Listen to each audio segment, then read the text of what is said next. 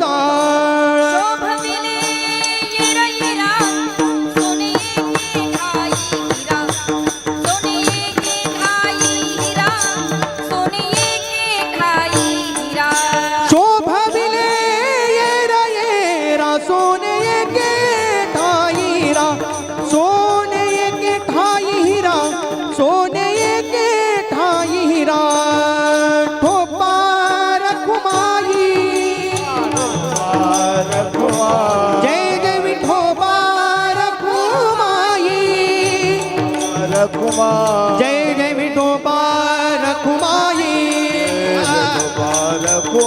जय जय विठोबा रखुमाई जय जय विठोबा रखुमाई जय जय Vithoba Rakhumai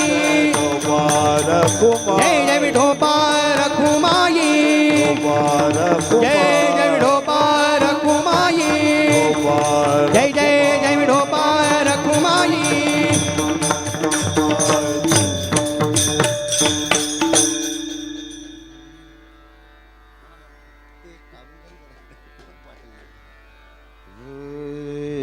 hello hello hello hello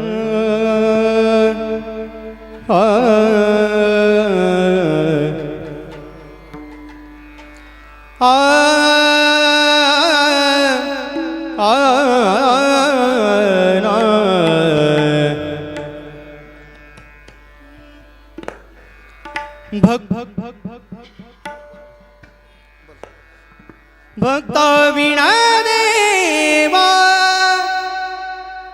भक्त वीणा देवा भक्त वीणा देवा भक्त वीणा देवा भक्त वीणा देवा भक्त वीणा देवा भक्त वीणा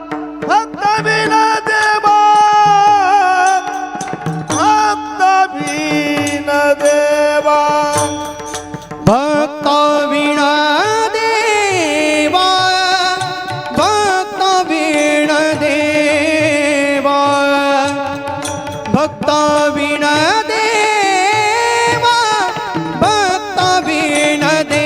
देवा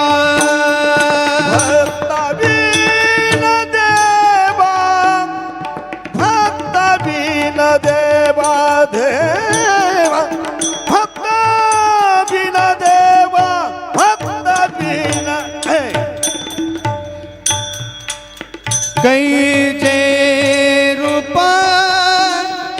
गाणे सेवा कैचे रूप गाणे सेवा शोभाविले येरा येरा शोभाविले येरा येरा रूपे घन सेवा कैसी रूपे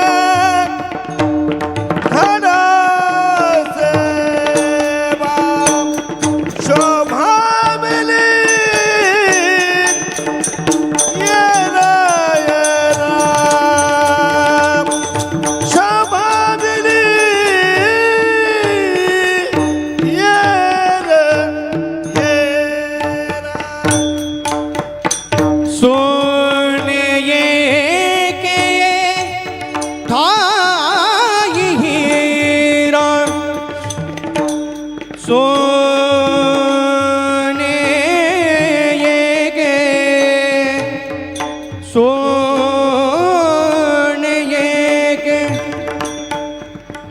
सोने के ठाई हीरा सोने ये सोने ये के डायरा सोने ये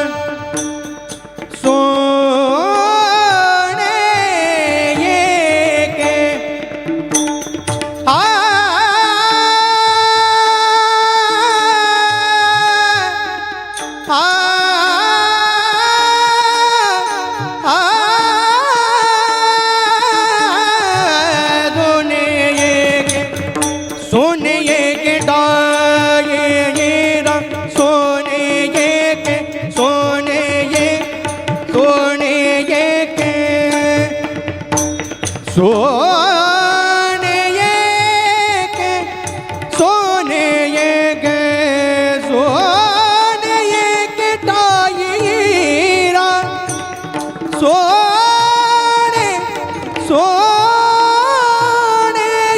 के टायरा सोने के टायरा सोने के तायरा शोभवीले ये रयेरा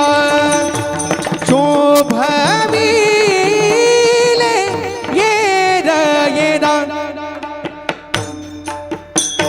सोने एक ठाईरा हा आ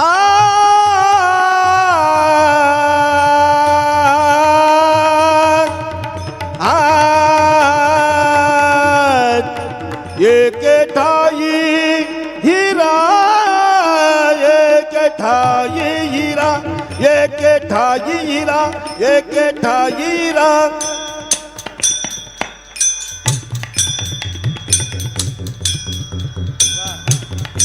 वाह वाह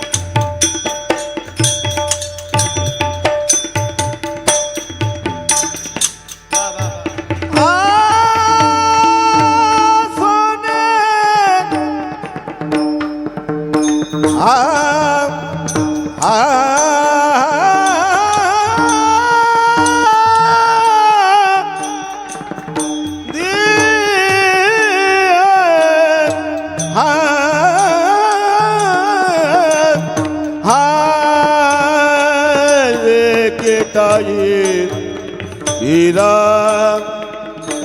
सोने ये ठाई सोने के ठाई हीरा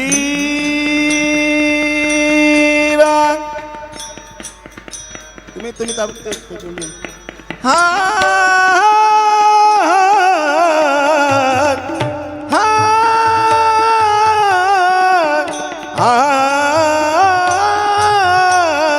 सोने एक ठाईरा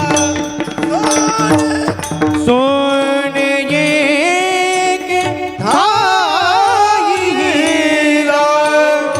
सोने के तायरा शोभवीले ये रयेरा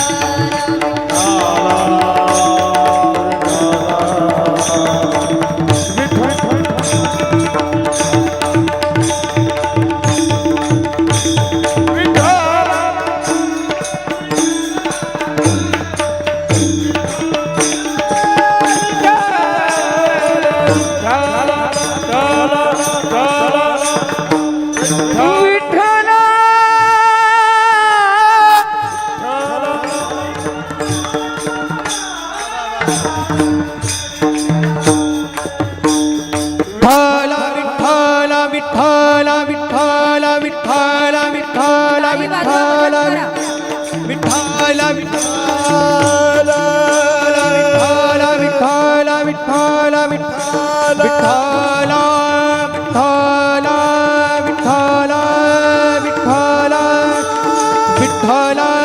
विठ्ठल विठ्ठल विठ्ठल विठ्ठल हा विठ्ठल विठ्ठल विठ्ठल विठ्ठल विठ्ठल विठ्ठल विठ्ठल विठ्ठल विठ्ठल विठ्ठल विठ्ठल विठ्ठल विठ्ठल विठ्ठल बोला पुंडलिक वरदा हरी विठ्ठल श्री ज्ञानदेव तुकाराम हरिनाथ भगवान की जय ज्ञानेश्वर महाराज की जय विश्वगुरु निवृत्तीनाथ महाराज की जय जगद्गुरु तुकाराम महाराज की जय बालकृष्ण भगवान भगवान की जय भगवान की जय बलि की जय छत्रपती शिवाजी महाराज की जय भारत माता की जय हर हर महादेव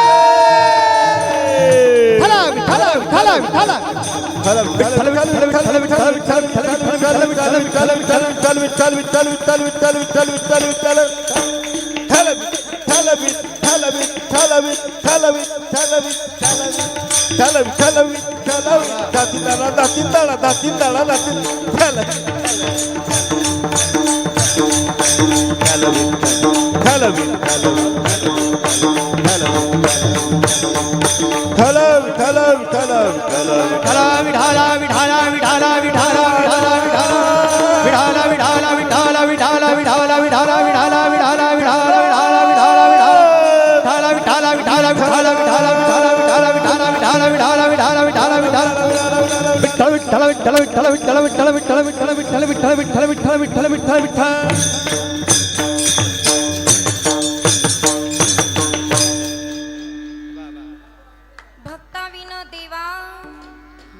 भक्ताविन देवा कैसी रूप घडे सेवा शोभविले येरविरा सोने एके ठाई हिरा देवाविन भक्ता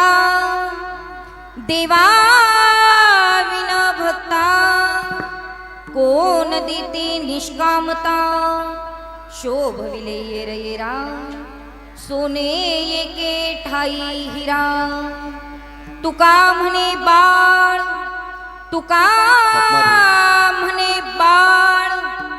माता जैसे स्नेह जाळ शोभविले येरा सोने एके ठाई हिरा विठ्ठल विठ्ठल विठ्ठल विठ्ठल विठ्ठल विठ्ठल विठ्ठल विठ्ठल विठ्ठल विठ्ठल विठ्ठल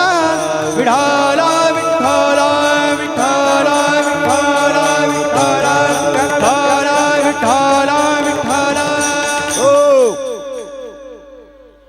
प्रथम नमन करू गणनाथ उमाशंकराची असुथा चरणावरी ठेवणी माथा साष्टांग्याता दंडवत महायोग पीठे तटे भीमरथ्या वरम पुंडरीकायतातुन मुनींद्रे समागत्य तिष्ठं तमानंदकंदं परब्रह्मलिंगं भजे पांडुरंग करू प्रथम नमन पांडुरंग करू प्रथम नमन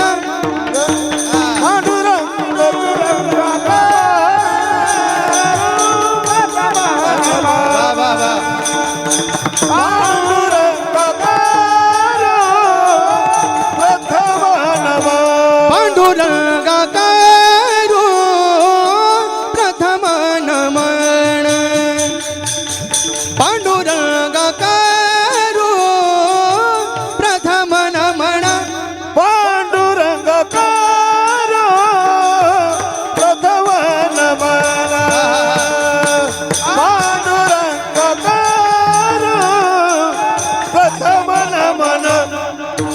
दुसरे चरण दुसरे चरण दुसरे चरण संतांचे त्यांच्या कृपादारे कथेचा विस्तार बाबाजी सद्गुरू दास तुका दास तुका दास तुका. पांडुरंगा करू प्रथम नमन दुसरे चरण संतांची त्यांच्या कृपादाने कथेचा विस्तारू बाबाजी सद्गुरु दास तुका जयांचे केली स्मरण होय सकळ विद्येंचे अधिकरण तेची वंदू श्री चरण श्री गुरूंचे ते नमस्कारून आता ओम नमो ज्ञानेश्वरा करुणा करा दयाळ तुमचा अनुग्रह लादलो पावन झालो चराचर. ओम नमो जी आद्या वेद प्रतिपाद्या जे जे स्वसंवेद्या आत्मरूपा विठ्ठल विठाला विठाला विठाला विठाला विठाला विठाला विठाला विठाला विठाला विठाला विठाला विठाला विठाला. भक्ताविन देवा भक्ताविन देवा कैसी रूप घडे सेवा शोभविले येर येरा सोने एके ठाई हिरा. प्रस्तुत प्राप्त प्रसंगी कीर्तन रूपी सेवेकरिता निवडलेला अभंग महान भागवत भक्त संत सम्राट विश्ववंद्य महाराष्ट्र भूषण जगद्गुरु जगद्वंदनीय श्री संत तुकोबाराय यांचा अत्यंत महत्वाचा बहुतेकांच्या परिचित असणारा ओळखीचा असणारा साधा सोपा केवळ 4 चरणाचा पण देव आणि भक्त याच्यातला संबंध सांगणारा अर्थातच देव आणि भक्ताचं नातं सांगणारा अभंग आज या ठिकाणी अखंड हरिनाम सप्ताहाच्या 6व्या दिवसाच्या सेवेकरिता निवडलेला आहे 5व्या दिवसाच्या सेवेकरिता निवडलेला आहे. विठाला विठाला विठाला विठाला विठाला विठाला विठाला विठाला विठाला विठाला विठाला. अभंग तुकोबाराय यांचा आहे. अभंग अतिशय महत्वाचा आहे. अभंग आपल्या सर्वांना कामात येणारा आहे आणि या अभंगामध्ये जगद्गुरु तुकोबाराय देव आणि भक्त यांचा संबंध सांगतात. देव आणि भक्त यातलं नातं सांगतात. अर्थातच जगद्गुरु तुकोबारायांनी देव आणि भक्ताचं नातं सांगावं कारण तुकोबारायांचा तेवढा अधिकार आहे. लक्षपूर्वक ऐका. देवाचं वर्णन जरी करायचं असेल तरी अधिकार असावा लागतो. एखाद्याला उपदेश करायचा असेल तरी अधिकार असावा लागतो. एखाद्याला प्रश्न विचारायचा असेल तरी अधिकार असावा लागतो. एखाद्याची स्तुती करायची असेल तरी अधिकार असावा लागतो आणि एखाद्याची निंदा जरी करायची असेल तरी काय पाहिजे? अधिकाराशिवाय कुणाची निंदा सुद्धा करता येत नाही. लक्षपूर्वक ऐका. या बाईला कीर्तन जमत नाही हे त्यानेच म्हणायचं ज्यानं 4-5 तरी कीर्तन केले पाहिजे. नाहागाणं बोंबा मारायच्या नाही. याचं पडलं आणि त्याचं रंगलं. आपल्याला काय येतंय हे फार महत्वाचं आहे. इथे 2 तास उभं राहून बोलणं इतकं सहजतेने शक्य होत नाही. लक्षपूर्वक ऐका. म्हणून निंदा जरी करायची असेल तरी काय पाहिजे? अधिकार पाहिजे. ज्यार्थी तुकोबाराय देव आणि भक्ताचं नातं आपल्याला समजून सांगतात अर्थात देवाचं वर्णन करतात त्यार्थी तुकोबारायांचा अधिकार खूप मोठा आहे महाराज. अतिशय मोठा आहे. खरं तर मी सांगू का हे सगळे गायनाचार्य गातात ना हे केवळ आणि केवळ संतांचे उपकार आहे. आपल्या सर्वांना मान्य करावं लागणार आहे. हो हे वादक वाजवतात हे केवळ संतांचे उपकार आहे. आणि मी इथे खूप बोलते पोपटासारखी बोलते. लोक म्हणतात वक्तृत्व चांगलंय बोलणं चांगलंय पण माझं बोलणं आणि माझं कीर्तन हे कीर्तन इथं होतंय ना हे केवळ संतांचे उपकार आहे. याला कारण आहे. लक्षपूर्वक ऐका. हे गायनाचार्य कितीही गोड गायले असते आणि माझ्या संतांनी जर गाथाच लिहिली नसती तर तुम्ही काय गायले असते? बरोबर आहे की नाही? मला खूप चांगलं बोलता आलं असतं, पण माझ्या संतांनी जर अभंगच लिहिले नसते तर मी काय बोलले असते. म्हणून एकंदरीत तुमच्या आमच्यावर वारकऱ्यांवर केवळ आणि केवळ संतांचे उपकार आहे. एकंदरीत आजचा तुकोबारायांचा अभंग म्हणजे आपल्याला उपकारारूपच आहेत महाराज. म्हणून जगद्गुरु तुकोबाराय आपल्याला देव आणि भक्ताचा संबंध सांगतात महाराज. एक सांगू तुम्हाला, 4 गोष्टी जीवाला कळाल्या पाहिजे. कोणत्या कोणत्या व्यवस्थित आहे का, काय काय कळालं पाहिजे व्यवस्थित आहे का. पहिली गोष्ट जीवाला विठोबा कळाले पाहिजे. दुसरी गोष्ट जीवाला तुकोबा कळाले पाहिजे. तिसरी गोष्ट जीवाला ज्ञानोबा कळाले पाहिजे. आणि चौथी गोष्ट जीवाला शिवबा कळाले पाहिजे. तुम्ही जर मला प्रश्न विचारला ना की यांनी आम्हाला काय दिलं, ऐका, विठोबानं आम्हाला प्रेम दिलंय. ऐकताय ना तुम्ही सगळे, विठोबानं आम्हाला प्रेम दिले, ज्ञानोबांनी आम्हाला ज्ञान दिले, तुकोबांनी आम्हाला गाथा दिली आणि शिवबानं आम्हाला स्वराज्य दिलंय. म्हणून या 4ही गोष्टी कळणं अत्यंत महत्वाचं आहे. एकंदरीत तुकोबारायांचे आमच्यावर खूप उपकार आहेत महाराज. कारण जे संतांनी दिलंय ती या जगामध्ये तरी कोणी देऊ शकत नाही. कारण सांगू का, सरकारने दिलेलं पुरत नाही. पुरलंय का आजपर्यंत? खरं सांगा. तुमचं जाऊ द्या, तुम्ही बोला. हा, पुरलंय का? हप्ता आला का तुम्हाला? हप्ता आला का? 1500 आलेत की नाही? खरं सांगायचं, तुम्ही आलेत ना? आणि माझं एवढंच म्हणणं आहे बरं का भाऊजी, माझं एवढंच म्हणणं आहे, या सगळ्यांना हप्ता आलायत ना? बोटवरती करा बघू कोणाकोणाला आला. वा वा वा, खरं बोलतात वा. आला ना सगळ्यांना? माझं एकच म्हणणं आहे, एखादा हप्ता गावातल्या सप्त्याला खर्च करा म्हणजे तुमचा हप्ता कंटिन्यू चालू राहील. एखादा हप्ता सप्त्याला द्यायला काय हरकत आहेत माऊली? काय हरकत आहे सांगा ना? फुकटचेच ना, द्याल ना सगळेजणी? कोण कोण देणारे जरा बोट वरती करा बघू. वा वा वा, बोट वरती करा. काय मन मोकळे हो.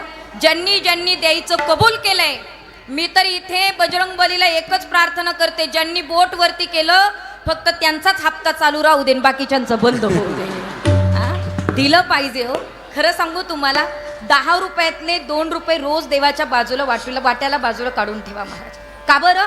कारण 10 रुपये कमवण्याच्या पात्रतेचं आम्हाला त्यानं बनवलंय. म्हणून त्याचा वाटा जीवनामध्ये असला पाहिजे. आणि मी फक्त बोलत नाही बरं का, मी फक्त बोलत नाही. माऊली माझ्या जीवनातला अनुभव आहेत महाराज, दैवाती महाराज माझ्या जीवनातला अनुभव आहे. मी रोजच्या कार्यक्रमातला एक छोटासा वाटा माझ्या विश्वगुरू निवृत्तीनाथांसाठी बाजूला काढून ठेवते. याचा परिणाम माझ्या निवृत्तीनाथांनी मला इतकं श्रीमंत बनवलं की मला कुणाकडे भीक मागायची आवश्यकता ठेवली.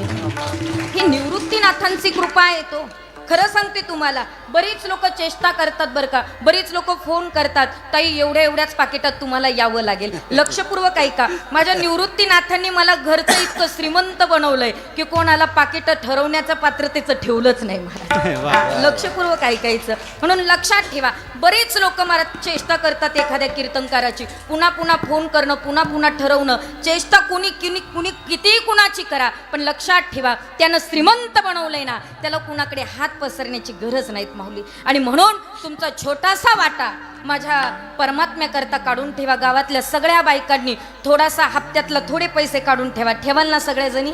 बघा बरं का, मंदिरात कबूल करताय तुम्ही सगळ्या. हा, आता कार्यकर्ते मंडळी इथंच बसले बरं का भाऊ. तुम्ही नाही, त्यांचे बंद आहे, मग आधी भेटले असेल ना? आधी भेटले की नाही तुम्हाला? हा, आणि लक्षात ठेवायचं बरं आहे की नाही? कारण तुम्ही काही साध्या बहिणी नाही, तुम्ही मुख्यमंत्र्याच्या बहिणी. हा, विशेष आहे. पण असू द्या माऊली, खरं सांगू का, सरकारने किती देऊ द्या तरी पुरतं का हो? नाही. पण तरी सुद्धा एक बोलू का, ज्याची खावी पोळी त्याची वाजवावी टाळी. यांनी साधं तुमच्या नावावर खातं सुद्धा खोललं नव्हतं.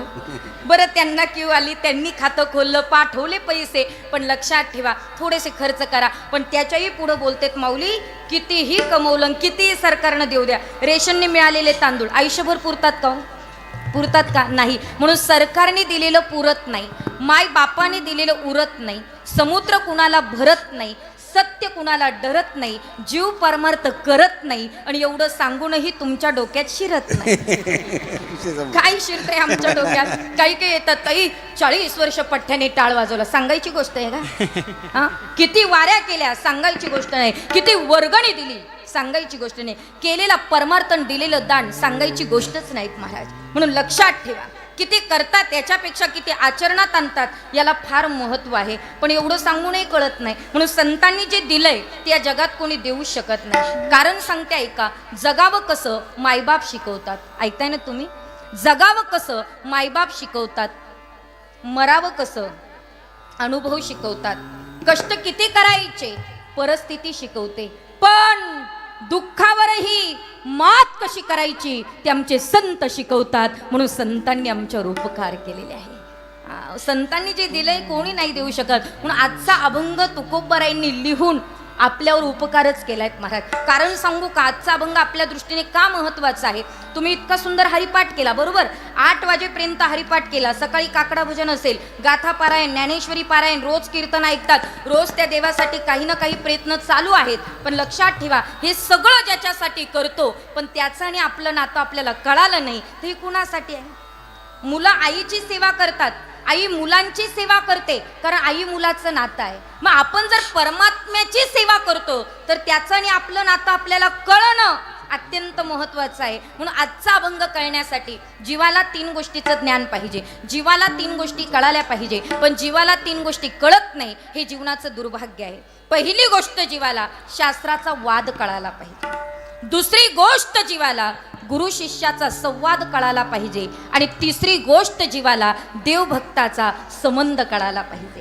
पण पहिला वर्ग असा आहे, जीवाला शास्त्राचा वाद कळायला पाहिजे. आपण डायरेक्ट अभंगाकडे प्रवेश करूया, नंतर सगळ्यांचा परिहार मी देणारच आहे. पण अभंग सोडवायचा जर राहून गेला तर मला झोप येत नाही महाराज. म्हणून अभंग पूर्ण सोडवला की मग सगळ्यांना परिचय देते. परंतु अभंग आपला सोडवला गेला पाहिजे. पहिली गोष्ट, जीवाला काय कळालं पाहिजे, शास्त्राचा वाद कळायला पाहिजे. काय कळायला पाहिजे, शास्त्राचा वाद कळायला पाहिजे. पण आपलं दारिद्र्य, आपले शास्त्र किती आपल्याला माहीत नाही, आपले पुराण किती आपल्याला माहीत नाही, आपले वेद किती आपल्याला माहीत नाही. मी विचारलं, शास्त्र किती आहे? किती शास्त्र आहे? 6 शास्त्रे. कोणकोणते काय माहिती, बरोबर आहे की नाही? सांख्यशास्त्र, योगशास्त्र, न्यायशास्त्र, पूर्वमीमांसाशास्त्र, उत्तरमीमांसाशास्त्र, वैशेषिक शास्त्र, हे 6 शास्त्र आहेत महाराज. पण आपले शास्त्र आपल्याला माहीत नाही, आपले पुराण आपल्याला माहीत नाही, आपले वेद आपल्याला माहीत नाही. पण आपण फक्त बोंबलतोय. काय बोंबलतोय? गर्व से कहो हम हिंदू है. स्वतःला हिंदू म्हणतो दादा, पण आपली गीता आपल्या घरात नाहीये, आपली गीता आपल्याला माहीत नाही. आता इथं बसलेल्यांपैकी कुणाकुणाच्या घरामध्ये गीता ग्रंथ आहे? जरा बोट वरती करा बघू. हा, ज्यांच्या घरात नाही त्यांनी लवकर घेऊन टाका. कारण एक आहे दादा, फॉरेनच्या लोकांना आमची गीता कळाली, अमेरिकन लोकांना आमची गीता कळाली, परदेशीयांना आमचे ग्रंथ कळाले. मग भारतात जन्माला आलो आणि जिथं गीता उपलब्ध झाली मग त्यांना कळायला नको का महाराज? पण आम्ही फक्त म्हणतोय गीता से क्या नाता है, गीता हमारी माता, गीता हमारी माता है. गीता जर आपली आई आहे तर आपली आई आपल्या घरात पाहिजे का लोकांच्या घरात पाहिजे? हां, आपल्या घरात पाहिजे ना. मग आपली गीता आपल्याला कळायला पाहिजे, मग आपल्याला शास्त्राचा वाद कळेल, अन्यथा कळणार नाही. मग शास्त्राचा वाद म्हणजे नेमकं काय दादा? वादाचे 2 प्रकार आहेत. कोणते कोणते आहे का?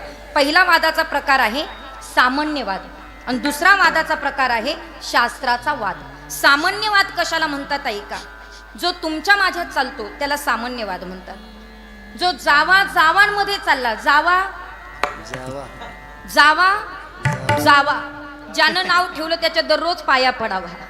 जावा जावा, कधीच नाही एकत्र यावा, म्हणून जावा जावा. बरोबर आहे की नाही? आमच्याकडे जावा जावा म्हणतात, तुमची भाषा वेगळी, आमची भाषा वेगळी, पण जावा जावा, कधीच नाही एकत्र यावा. किती कोणी म्हटलं ना माझी जाऊ माझ्याशी फार चांगलं वागते, ती तोंडावर सांगू शकते, पण आतल्या खुणा फक्त ज्याच्या त्यालाच माहिती असतात. बरोबर आहे की नाही? हा, जावा जावा, जावा जावांमध्ये चालतो त्याला सामान्यवाद म्हणतात. जो भावा भावांमध्ये चालतो त्याला सामान्यवाद म्हणतात. आणि खरं बोलू महाराज, सध्या महाराष्ट्राला काही कीड लागली कुणास ठाऊक, सध्या बुवा बुवांमध्ये सुद्धा चालू झालाय. खरं सांगते तुम्हाला, बरोबर आहे की नाही? बुवा बुवांमध्ये सुद्धा चालू झालाय महाराज. पण एक लक्षात ठेवा, आपल्या वारकरी संप्रदायामध्ये एखादा वारकरी चुकत असेल तर त्याची चूक झाकून ठेवणं हे वारकरी संप्रदायाचं फार मोठं काम आहे दादा, फार मोठं काम आहे. एखादं चुकलं म्हणून त्याची चुकी संपूर्ण जगाला ओरडून सांगायची गरज नाही. तुम्ही इतर धर्मीय लोक पहा ना, व्यापक झालाय त्यांचा संप्रदाय, परत एशियामध्ये गेलाय त्यांचा संप्रदाय. मग आपला का जात नाही? कारण आपला वेळ फक्त एकमेकाचे तंगडे ओढण्यात चाललाय. हा असा म्हणला, तो तसा म्हटला, हा असा बोलला, तो तसा बोलला. एक सांगते तुम्हाला, संप्रदायामध्ये मोठं व्हायचं असेल तर आपल्यापेक्षा लहान असो किंवा आपल्यापेक्षा मोठा असो, पण तो संप्रदायातला जर असेल तर त्याची निंदा चुकूनही करू नका. 100% संप्रदायात तुम्ही उच्चांक गाठल्याशिवाय राहणार नाही. पण सध्या बुवांमध्ये सुद्धा चालू झाला सामान्यवाद. आता तुम्ही म्हणाल त्या वादातनं काय मिळतं? ऐका, सामान्य वादातनं काय मिळतं आणि शास्त्राच्या वादातनं काय मिळतं? ऐका, वादे वादे वद्धते वैरमन्यू.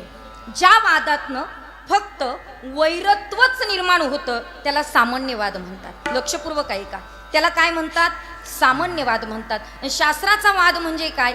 वादे वादे जायते तत्वबोधानं, जो तत्वबोधापर्यंत जाऊन पोचतो त्याला शास्त्राचा वाद म्हणतात. मग शास्त्राचा वाद म्हणजे काय? एकानं खंडन करायचं, पुन्हा दुसऱ्यानं मंडन करायचं, पुन्हा तिसऱ्यानं खंडन करायचं, पुन्हा मंडन करायचं. खंडन मंडन करून तत्वबोधापर्यंत जाऊन पोचतो त्याला शास्त्राचा वाद म्हणतात. पण लक्षपूर्वक ऐका, खंडन त्यानेच करायचं ज्याला मंडनाचं ज्ञान आहे. दुसऱ्याला नाव त्यानंच ठेवायचं जो सर्व गुण संपन्न आहे. म्हणून खंडन करण्याचा अधिकार कोणाला? ज्याला मंडनाचं ज्ञान आहे. पण कोणी कुणाचं कधी खंडन करतात महाराज? सांगते जरा ऐका.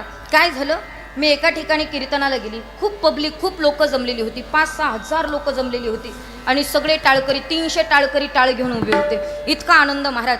तेजस महाराज इकडनं 4 वादक वाजवायला, इकडनं 4 वादक वाजवायला. कीर्तन रंगत रंगत आलं. मला काही फारसं गाता येत नाही आणि जे येत नाही ते तोंडावर बोलावं. फारसं येत नाही पण माझ्या कामापुरतं मला येतं. लक्षपूर्वक ऐका. म्हणून मला असं वाटलं की कीर्तनामध्ये एखादं प्रमाण द्यावं आणि मी प्रमाण दिलं. सगळे वादक वाजवत होते, टाळकरी टाळ घेऊन उभे होते, सगळे पाठीमागं म्हणत होते. पण वादकाचा वाजवता वाजवता बोल वाजवायचा चुकला. तो असं मागे उडायला लागला. मला थोडं तरी तालातलं थोडं का होईना कळतं. म्हणून मी महाराजांना म्हटलं, महाराज तुमचा पखावच वाजवायचा चुकला. हे माझ्याकडनं काय झालं? त्यांचं खंडन. बोला ना. खंडन झालं. काय झालं? खंडन झालं. महाराज उभे राहिलेत. महाराज उभे राहिले. अख्खी पब्लिक पाहिली. ताईनं माझा अपमान केला. मागे पुढे काही न विचार करता म्हणले, ताई माझा पखवाज वाजवायचं चुकला, माझा पखवाज वाजवायचं चुकला, मग एखादा बोल वाजून दाखवता का? मी म्हटलं मला कुठं जमतंय. ते म्हटले मग तुला जमत नाही तर मग गपचूप कीर्तन कर ना. कळतंय का मला काय बोलायचंय? खंडन त्यानेच करायचं ज्याला मंडनाचं ज्ञान आहे. गायकाला नाव त्यानेच ठेवायचं ज्याला राग येतो. राग कोणता? तुम्हाला येतो तो नाही. गायनातला राग ज्याला येतो त्यानं गायकाला नाव ठेवायचं. बरोबर आहे की नाही? खंडन करण्याचा अधिकार त्यालाच आहे ज्याला मंडनाचं ज्ञान आहे. चला, आमच्याकडे आलं की तुम्ही फार गोड हसतात. तुमच्याकडे जाऊ आपण. लक्षपूर्वक आहे का? दोघं पती पत्नी. पती तिकडनं थकून आले, दमून आलेत महाराज. पत्नी धार्मिक होती. बिचारीनं छान स्वयंपाक केला ताई, मस्त स्वयंपाक केला. तिला असं वाटलं पती थकून येतील, दमून येतील, 2 घास पोटभर खातील, म्हणून तिनं जेवणाचं ताट बनवलं. ऐकताय ना तुम्ही सगळ्या महिला? हां, तिनं जेवणाचं ताट बनवलं. तो तिकडनं आला, त्याने हातपाय धुतले आणि ताटावर बसला, म्हणजे अर्थात जेवायला बसला. बसल्याच्या बरोबर पाटावर तो बसला, मध्ये ताट ठेवलं आणि ताटाच्या अगदी ती बसली. कसं बसलेत आलं का लक्षात तुमच्या? जरा इमेजिन करा, कल्पना करा. आधी तो बसला, मध्ये ताट ठेवलं आणि ताटाच्या अगदी समोर कोण बसली? ती बसली. ती का समोर बसली माहितीये का दादा? तिला असं वाटलं, हा एकदा जरी म्हटला भाजी फार सुंदर झाली तेवढंच मेलं संसारात सुख. दुसरा आहे तरी काय? चौना चौथा निरंड्याचं गुऱ्हाळ. काय प्रपंचामध्ये माझा असो तुमचा असो सारखाच. आणि तेवढ्यात बिचारी समोर बसली. यानं असं ताटाच्या भोवती पाणी फिरवलं. बरं, ताटाच्या भोवती पाणी का फिरवावं? मुंग्या येऊ नये म्हणून, नाही का? ताटाच्या भोवती पाणी फिरवावं याचं कारण आहे, ज्याच्या घरी आपण अन्न सेवन करतो कदाचित ती बाई, ती स्त्री मनामध्ये काहीतरी वाईट विचार करून स्वयंपाक जर बनवला तर ते सगळे दोष त्या अन्नात उतरत असतात. आणि जेव्हा आपण ताटाच्या भोवती पाणी फिरवतो त्यातले दोष निघून जातात आणि त्या अन्नाचं रूपांतर प्रसादात होत असतं. आहारशास्त्र सांगते प्रसाद असतो प्रसन्नता. ते वातावरण प्रसन्न व्हावं, त्या अन्नाचं रूपांतर प्रसादात व्हावं म्हणून ताटाच्या भोवती काय फिरवावं?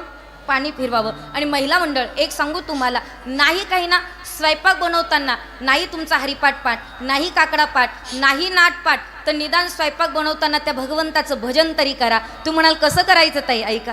हरी राधे राधे हो राधे राधे, राधे राधे हो राधे राधे, राधे राधे हो राधे राधे, राधे राधे हो राधे राधे, राधे राधे हो राधे राधे, राधे राधे हो राधे राधे, राधे राधे हो राधे राधे, राधे राधे हो राधे राधे, राधे राधे राधे श्याम मिला दे, राधे राधे राधे राधे श्याम मिला दे, राधे राधे राधे राधे श्याम मिला दे, राधे राधे राधे राधे श्याम मिला दे, राधे राधे राधे श्याम मिला दे, राधे राधे राधे राधे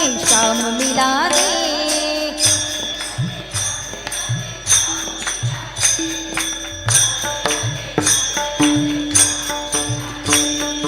हम भी बोले राधे राधे, तुम भी बोलो राधे राधे,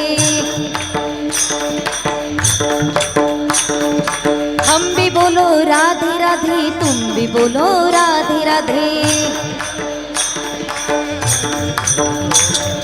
राधे राधे हो राधे राधे, राधे राधे हो राधे राधे, राधे हो राधे राधे, राधे राधे हो राधे राधे, राधे राधे राधे हो राधे राधे, राधे राधे हो राधे राधे, राधे हो राधे राधे, राधे राधे हो राधे राधे, राधे राधे.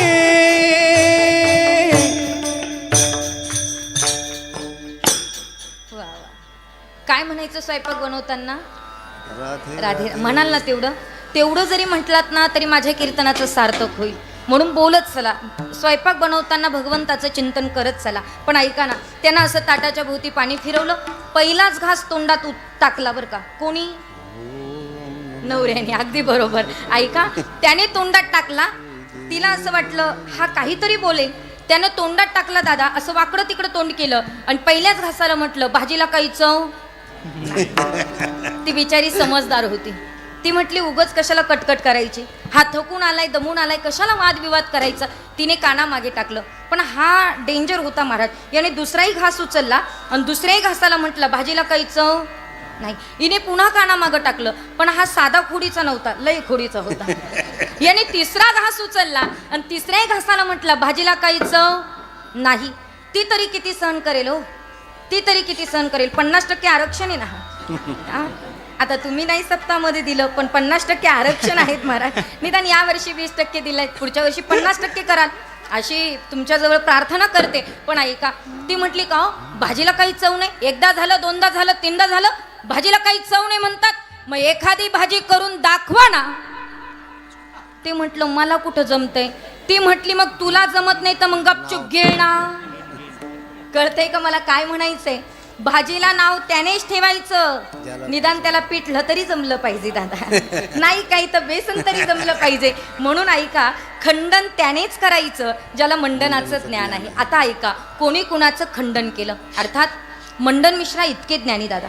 किती ज्ञान होतं मंडन मिश्रांकडे, इतकं ज्ञान. आणि त्या ठिकाणी आचार्य त्यांना भेटण्याकरता निघालेत महाराज. आणि निघाल्याच्या नंतर मात्र त्या ठिकाणी आचार्यांनी विचारलं मंडन मिश्राचं घर कुठं आहे. बरं का, शंकराचार्यांनी विचारलं मंडन मिश्राचं घर कुठं आहे. गावातली लोक कशी सांगतात, इकडनं जा, बाबळीकडनं वळा, त्या घडाकडनं वळा असं म्हणतात ना. तर आचार्यांनी विचारल्याच्या बरोबर गावातल्या लोकांनी उत्तर दिलं. काय उत्तर दिलं ऐका. मंडन मिश्राचं घर विचारतायत ना तुम्ही, तर ऐका, ज्या घरावर राघू आणि मैना वेदांताची प्रमाण देऊन बोलत असेल ते घर कुणाचं? मंडन मिश्राचं. अर्थात सूक्ष्मता लक्षात ठेवा, ज्या घरावरचे पक्षी इतके ज्ञानी आहे त्या घरातली माणसं कमी ज्ञानी असेल का?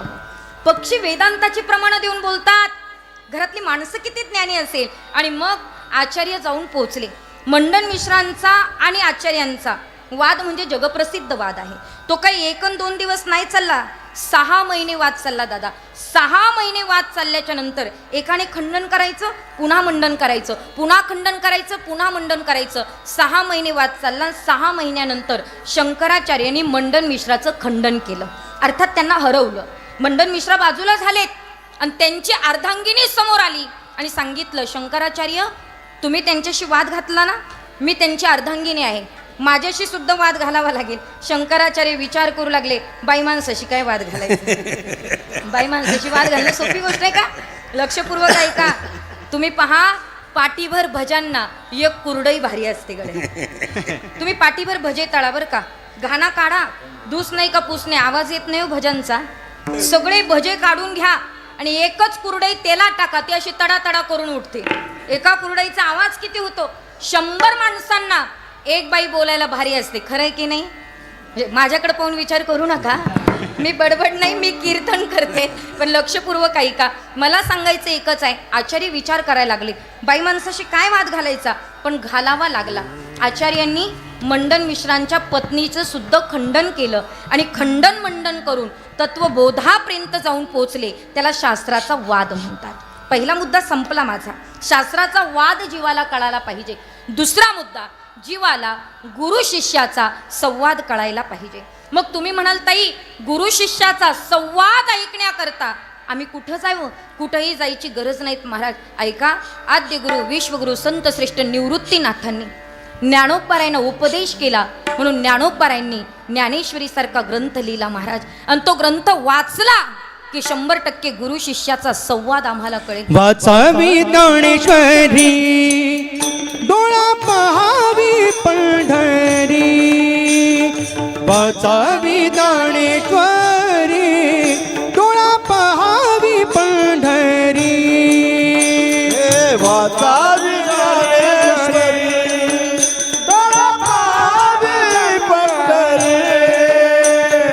वाचावी ज्ञानेश्वरी, डोळा पहावी पंढरी. वाचावी ज्ञानेश्वरी, डोळा पहावी पंढरी. वाचावी ज्ञानेश्वरी, डोळा पहावी पंढरी. वाचावी ज्ञानेश्वरी, डोळा पहावी पंढरी. ज्ञान होय ज्ञानासी, ज्ञान होय ज्ञानासी, ज्ञान होय ज्ञानासी. कायवर ताटिकेसी, ज्ञान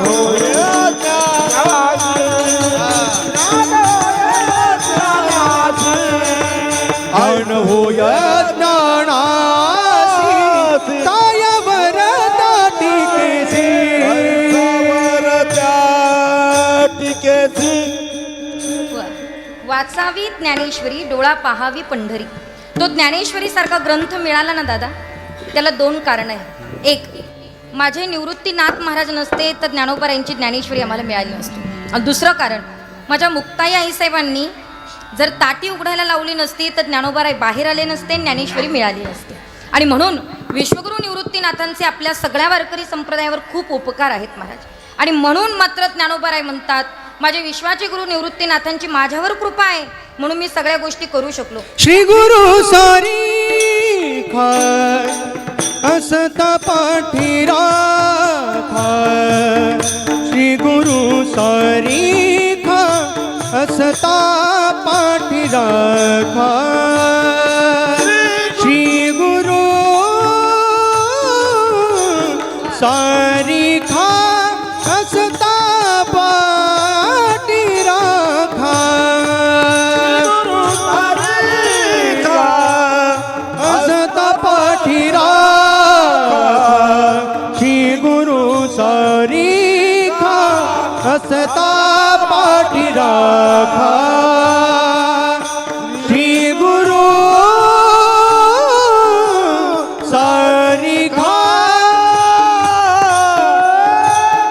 असता श्री गुरु सारी खाय असता सारीखा असता पाठीराखा श्री गुरु सारीखा असता पाठीराखा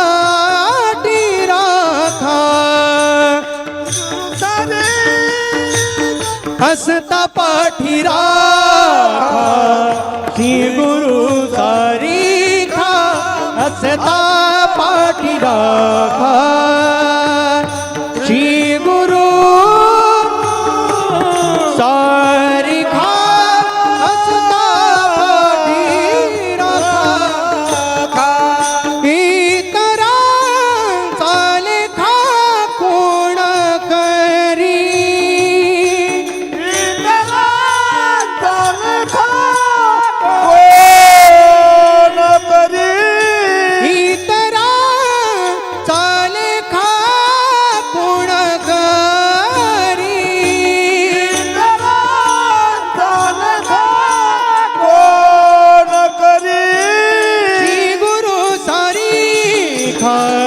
असता पाठीराखा श्री गुरु सारीखा हसता पाठीराखा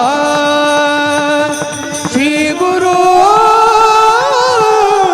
सारीखा हसता पाठीराखा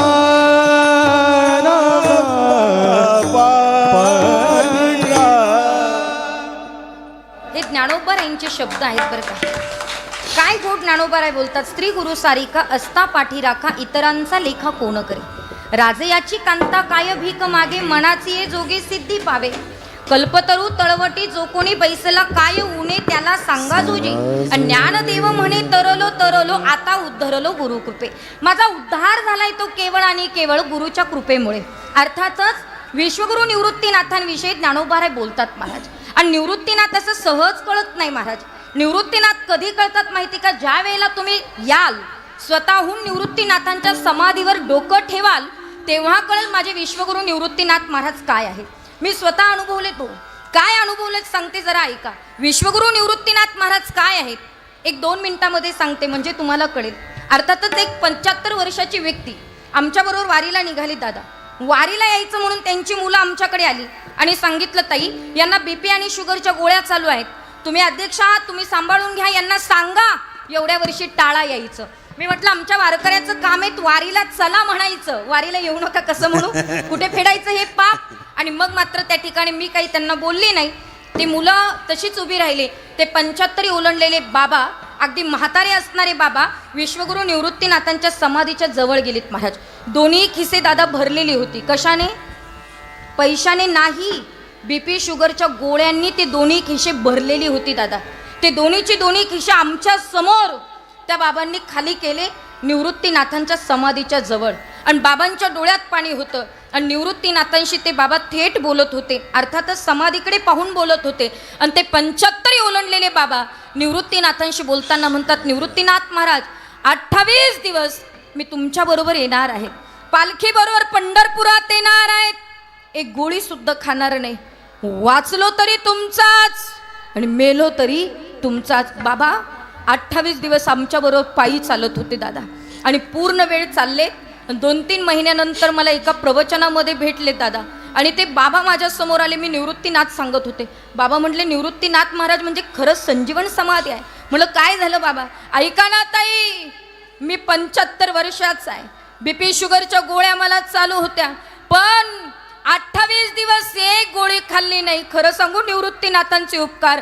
निवृत्तीनाथांनी माझ्या फक्त 28 दिवसाच्या गोळ्या नाही बंद केल्या तर आयुष्यभराच्या गोळ्या बंद केल्या. ही कृपा माझ्या निवृत्तीनाथांची आहे दादा. मागे पुढे मुबा राहे सांभाळीत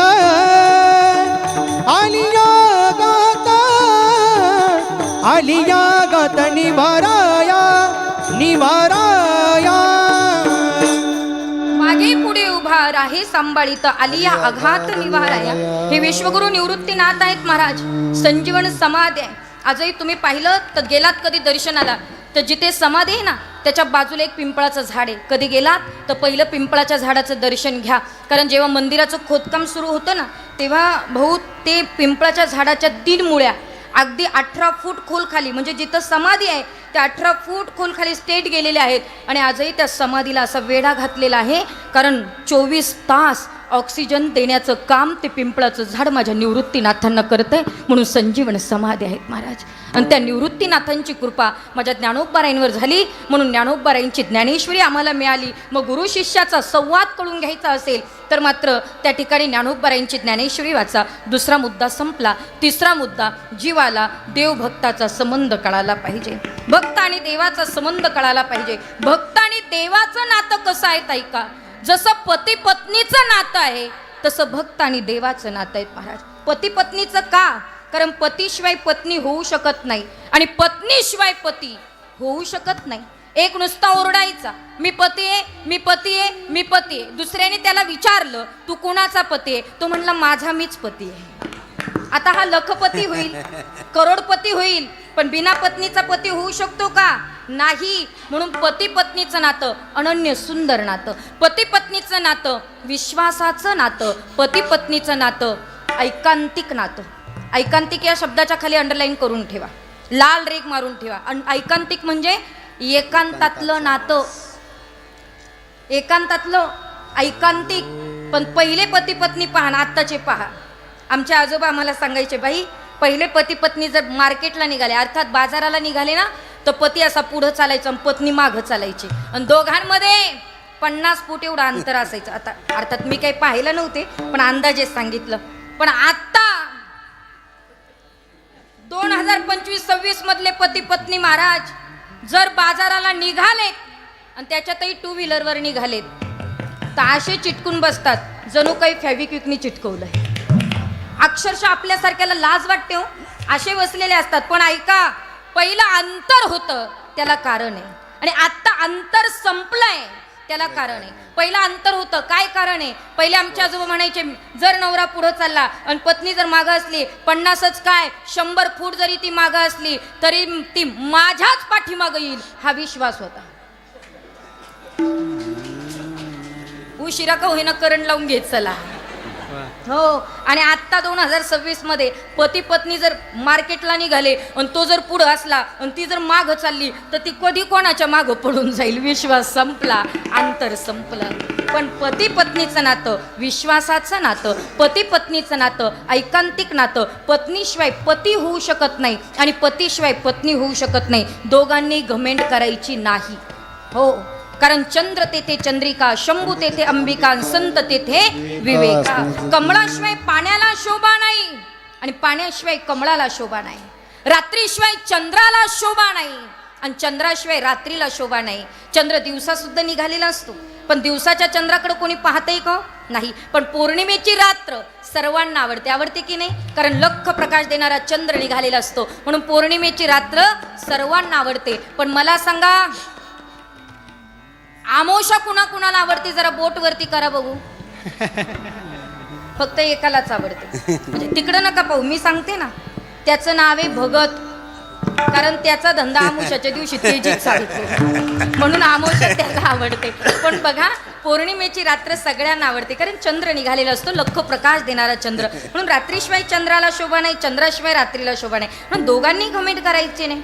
कशामुळे? ऐका, सोन्याशिवाय मात्र हिऱ्याला शोभा नाही, हिऱ्याशिवाय सोन्याला शोभा नाही. सोन्यानं घमेंट करायची नाही. का करायची नाही? उत्तर सांगते ऐका. एका बाजूला लोखंड ठेवलं आणि एका बाजूला सोनं ठेवलं. ऐकताय ना तुम्ही सगळे? हा, सोनं लोखंडाला म्हटले काळ्या भंगार. कोण कोणाला म्हटलं? मी नाही म्हणत. सोनं लोखंडाला म्हटलं काळ्या भंगार. अरे तुझ्याकडे कोणी पाहत नाही, माझ्याकडे पाय. सोनाराच्या दुकानात राहतो, काचेच्या पेटीत बंद राहतो.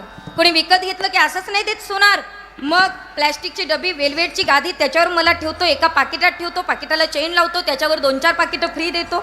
मग पिशवी देतो, बाई घरी घेऊन जाते. लग्नाला निघाली की डोक्यावर बिंदी म्हणून घेते, मुरणी म्हणून नाकावर घेते, गळ्यात घालते, सजते दसते, लग्नाला जाते.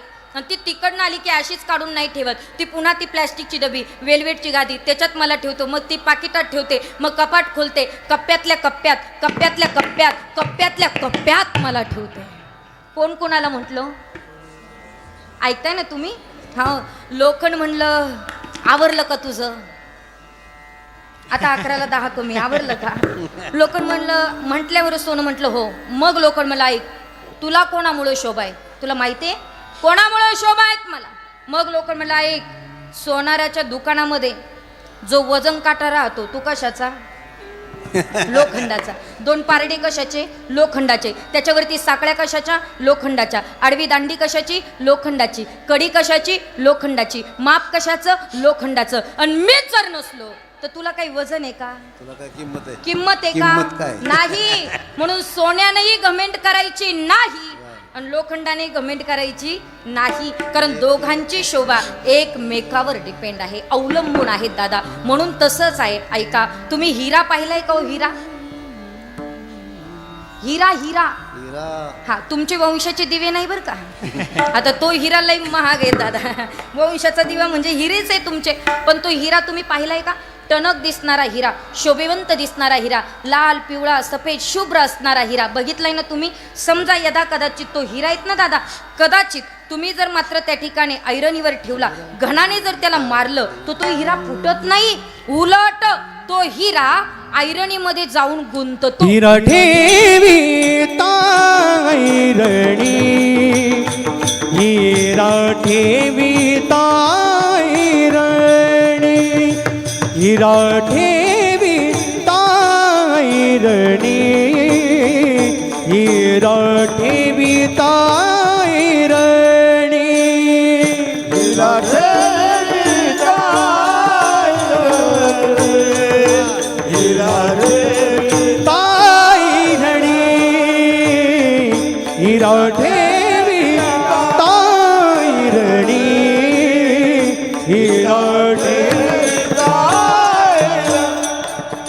बाजे मारिता जोघणी, बाजे मारिता जोघणी, वाच मारिता दोघणी, वाच मारिता दोघणी, बाजे मारिता जोघणी, बाजे मारिता जोघणी, मारिता जोघणी, बाजे मारिता जोघणी, बाचे मोल पावे खरा, बाके मोल पावे खरा, तोची मोल पावे खरा, करणीचा होय चुरा,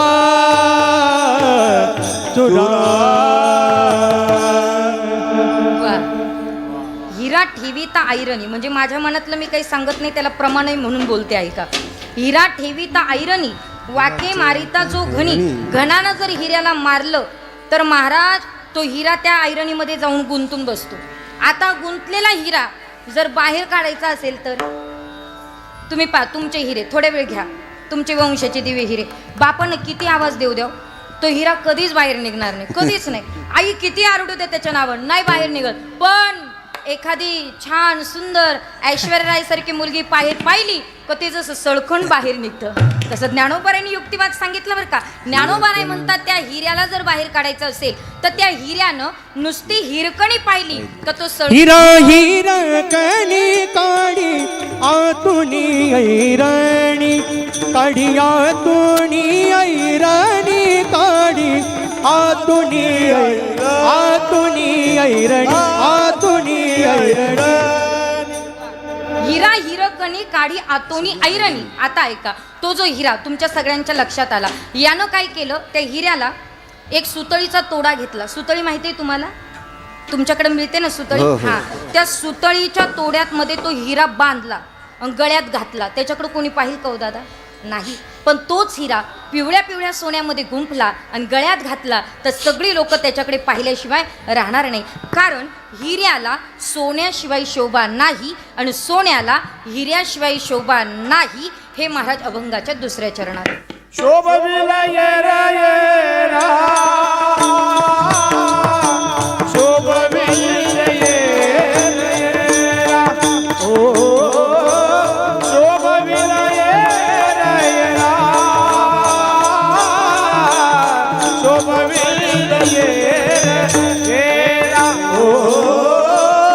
शोभविले येरा शोभविले येरा ओ शोभविले येरा शोभविले येरा शोभविले येरा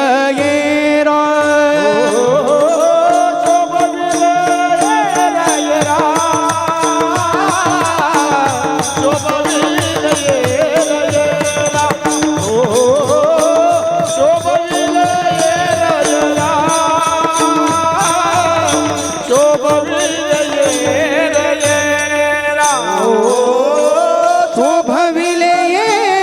येरा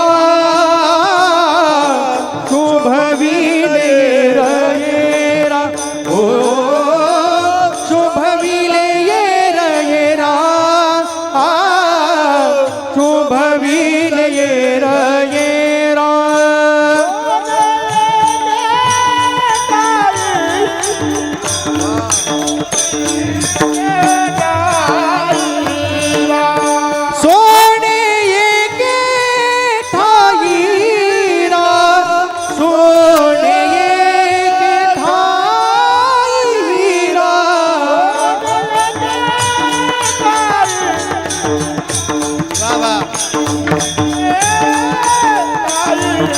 जय हो शोभविले येरा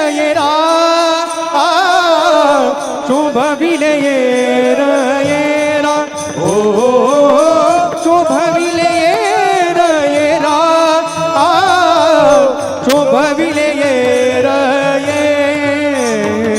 येरा वा वा वा अतिशय गोड हा दही भाती महाराज वा वा शोभविले येरा सोने एके ठाई हिरा. आता ऐका, हिऱ्याशिवाय सोन्याला शोभा नाही आणि सोन्याशिवाय हिऱ्याला शोभा नाही. जसं महाराज अभंगाच्या दुसऱ्या चरणात सांगतात ना महाराज, हे दुसरा दृष्टांत फक्त पहिल्या चरणाला अनुसरून दिलाय, हे लक्षात ठेवा. कारण जसं हिऱ्याशिवाय सोन्याला शोभा नाही, सोन्याशिवाय हिऱ्याला शोभा नाही, तसं भक्त आणि देवाचं नातं हिरा आणि सोन्यासारखं आहे. भक्ताशिवाय देवाला अजिबात शोभा नाही, अजिबात नाही. देवभक्ताचं नातं कुणासारखं आहे? हिरा आणि सोन्यासारखं आहे. कारण भक्ताशिवाय देवाला शोभाच नाही. का बरं नाही? मग तो भक्त कसा असावा हेही महत्त्वाचं आहे. तुम्ही सगळे म्हणाल ताई आम्ही सगळे भक्त आहोत. आपण फक्त म्हणायला भक्त आहोत, पण असायला आहोत का महाराज? अजिबात नाही. भक्त होणं इतकी साधी गोष्ट आहेत का? भक्त होण्यासाठी परमार्थ करावा लागतो. आणि परमार्थ करायचा कसा? कारण मात्र त्या ठिकाणी परमार्थिक आहोत हे जर स्वतःला म्हणून घ्यायचं असेल तर 3 गोष्टी त्याच्याकडे असल्या पाहिजे. कोणत्या कोणत्या? व्यवस्थित ऐका, फार महत्त्वाचा विषय, फार लांबवणार नाही, पण तुम्ही लक्ष देऊन ऐकलं तर मी तुम्हाला काही प्रश्न विचारणार आहे. त्या प्रश्नाची उत्तरं तुम्हाला जर आली तर समजेल की माझं कीर्तन तुम्हाला समजतंय. आणि समजा त्या प्रश्नाची उत्तरं तुम्हाला जमली नाही तर मी विचार करेल की माझी व्यर्थ बडबड चालू आहे. म्हणून सगळ्यांनी लक्षपूर्वक ऐकायचं. भक्त कसा असावा, त्याने परमार्थ कसा करावा आणि त्या भक्तामुळे देवाला कोणती गोष्ट मिळू शकते हे तुम्हाला ऐकायचं आहे.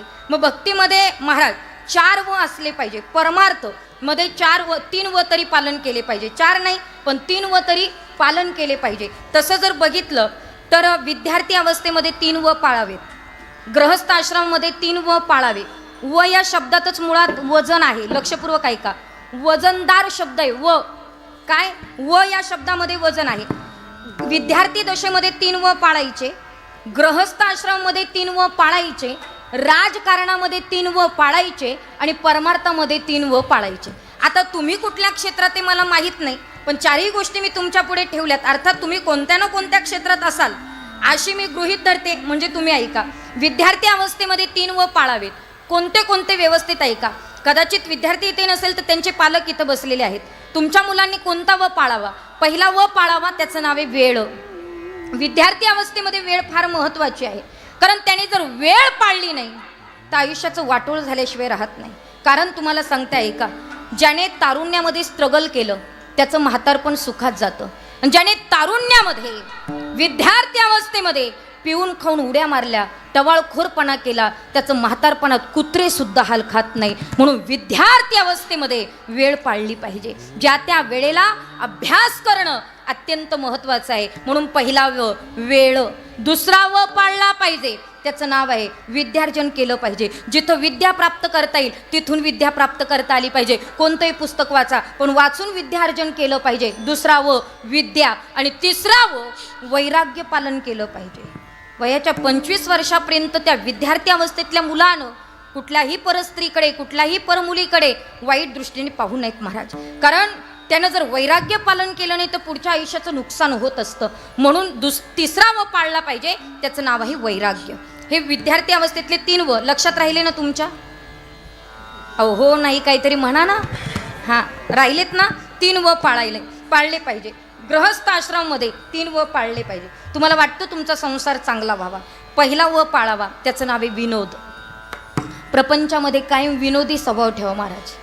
काही प्रपंचामध्ये इतके ताठ भूमिकेत असतात, हसतही नाही बोलतही नाही. प्रियता सारखीच असतात. तो कधी बायकोशी हसून बोलणार नाही, कधी मुलांशी हसून बोलणार नाही. त्यांच्या तोंडावर पाहिलं का नुसते प्रियता सारखेच दिसतात, हसत नाही बोलत नाही. म्हणून विनोद केला पाहिजे. बायको किती भांडली तरी विनोदानं ते भांडण मिटवता आलं पाहिजे. आणि तुम्हाला सुद्धा सांगते महिला मंडळ, जर नवरा किती भांडला तरी विनोदानं तुम्ही ते सोडून दिलं पाहिजे. पण तुम्ही इतक्या डेंजर आहे, 15 दिवस त्याचं नाव घेत नाही. न बोलतो होतात तुम्ही, अजिबात नाही. अहो कोण कधी जाईल माहीत नाही हो. भांडला तर दुसऱ्या सेकंदाला गेला तर बोलायचं राहून जाईल. विनोदाने प्रपंच करा, हसून खेळून प्रपंच करा महाराज. त्या प्रपंचामध्ये फार ताठर भूमिका ठेवू नका. म्हणून पहिला व विनोदी स्वभाव ठेवा. दुसरा व वैभव प्राप्त करता आलं पाहिजे. एक लक्षात ठेवा, बापाने सायकलवर दिवस काढले तर त्याच बापाला 4 व्हीलर गाडीमध्ये आपल्याला बसवता आलं पाहिजे. हा प्रपंच आहे दादा. हो, बापानं सायकलवर दिवस काढले म्हणून आपणही काढायचे अजिबात नाही. आपल्याला प्रगती करता आली पाहिजे, वैभव प्राप्त करता आलं पाहिजे. आणि पैसा सध्या फार महत्वाचा आहे, तो कमवला पाहिजे. अगदी मात्र भिकारी म्हणून जन्माला आलो, भिकारी म्हणून मरण्यात काय पुरुषार्थ आहे? गरीब म्हणून जन्माला आलो पण कोट्याधीश म्हणून मरेल, हा पुरुषार्थ आहे. हो, तो पुरुषार्थ प्राप्त करता आला पाहिजे. पैसा प्राप्त करा, पण तो प्राप्त करा म्हणजे कोण दरोडा टाकून खुन करून अजिबात आणू नका.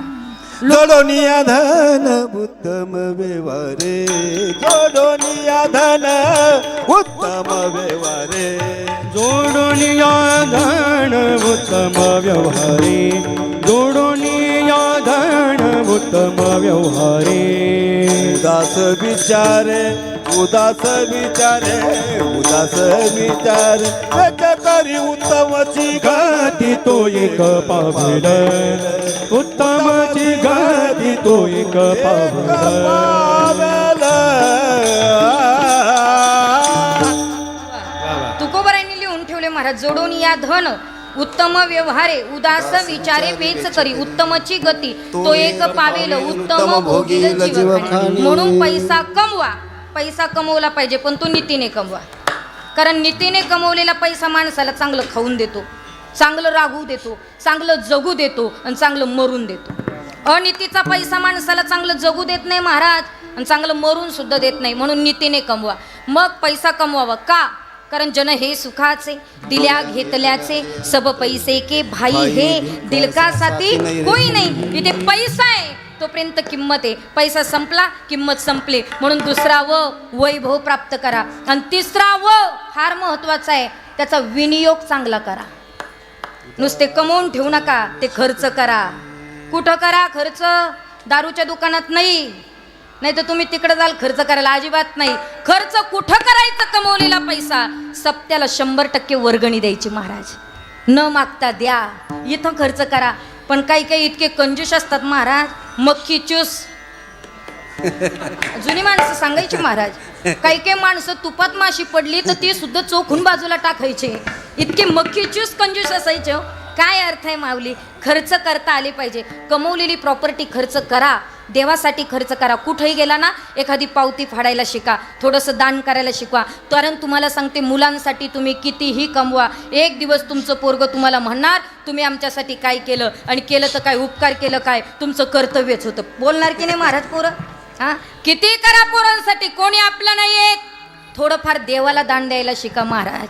थोडा विनियोग चांगला करता आला पाहिजे. म्हणून तिसरा व सांभाळा. झालं प्रापंचिक. राजकारणामध्ये 3 व पाळले पाहिजे. राजकारण ज्याला करायचं ना, आता इथं जे बसलेले असतील ज्याला गावात उभं राहायचं असेल, नगरात उभं राहायचं असेल, त्यानं व्यवस्थित ऐका. ज्याला निवडून यायचंय महाराज, त्यानं राजकारणामध्ये 3 व पाळायचे. कोणतं? पहिला व राजकारणी माणसाकडे असावा. पहिला वक्तृत्व, त्याचं बोलणं चांगलं असलं पाहिजे. जर तो भाषणातच जर बोबडं बोलायला लागला तर कसं काय निवडून येईल? अजिबात नाही. निवडून येण्याकरता त्याचं वक्तृत्व. महाराज स्वर्गवासी, वैकुंठवासी, हिंदू हृदय सम्राट बाळासाहेब ठाकरे जर बोलायला लागले तर पिन पडेल, आवाज येईल महाराज, इतकी शांतता असायची. काय महाराज, आजही त्यांच्या भाषणाची आठवण होते की नाही दादा आपल्याला? एक लक्षात ठेवा, काय बोलणं होतं त्यांचं. एखादा रागीट माणूस जर अजितदादांच्या भाषणात जाऊन बसला तर तो सुद्धा हसून उठायचा.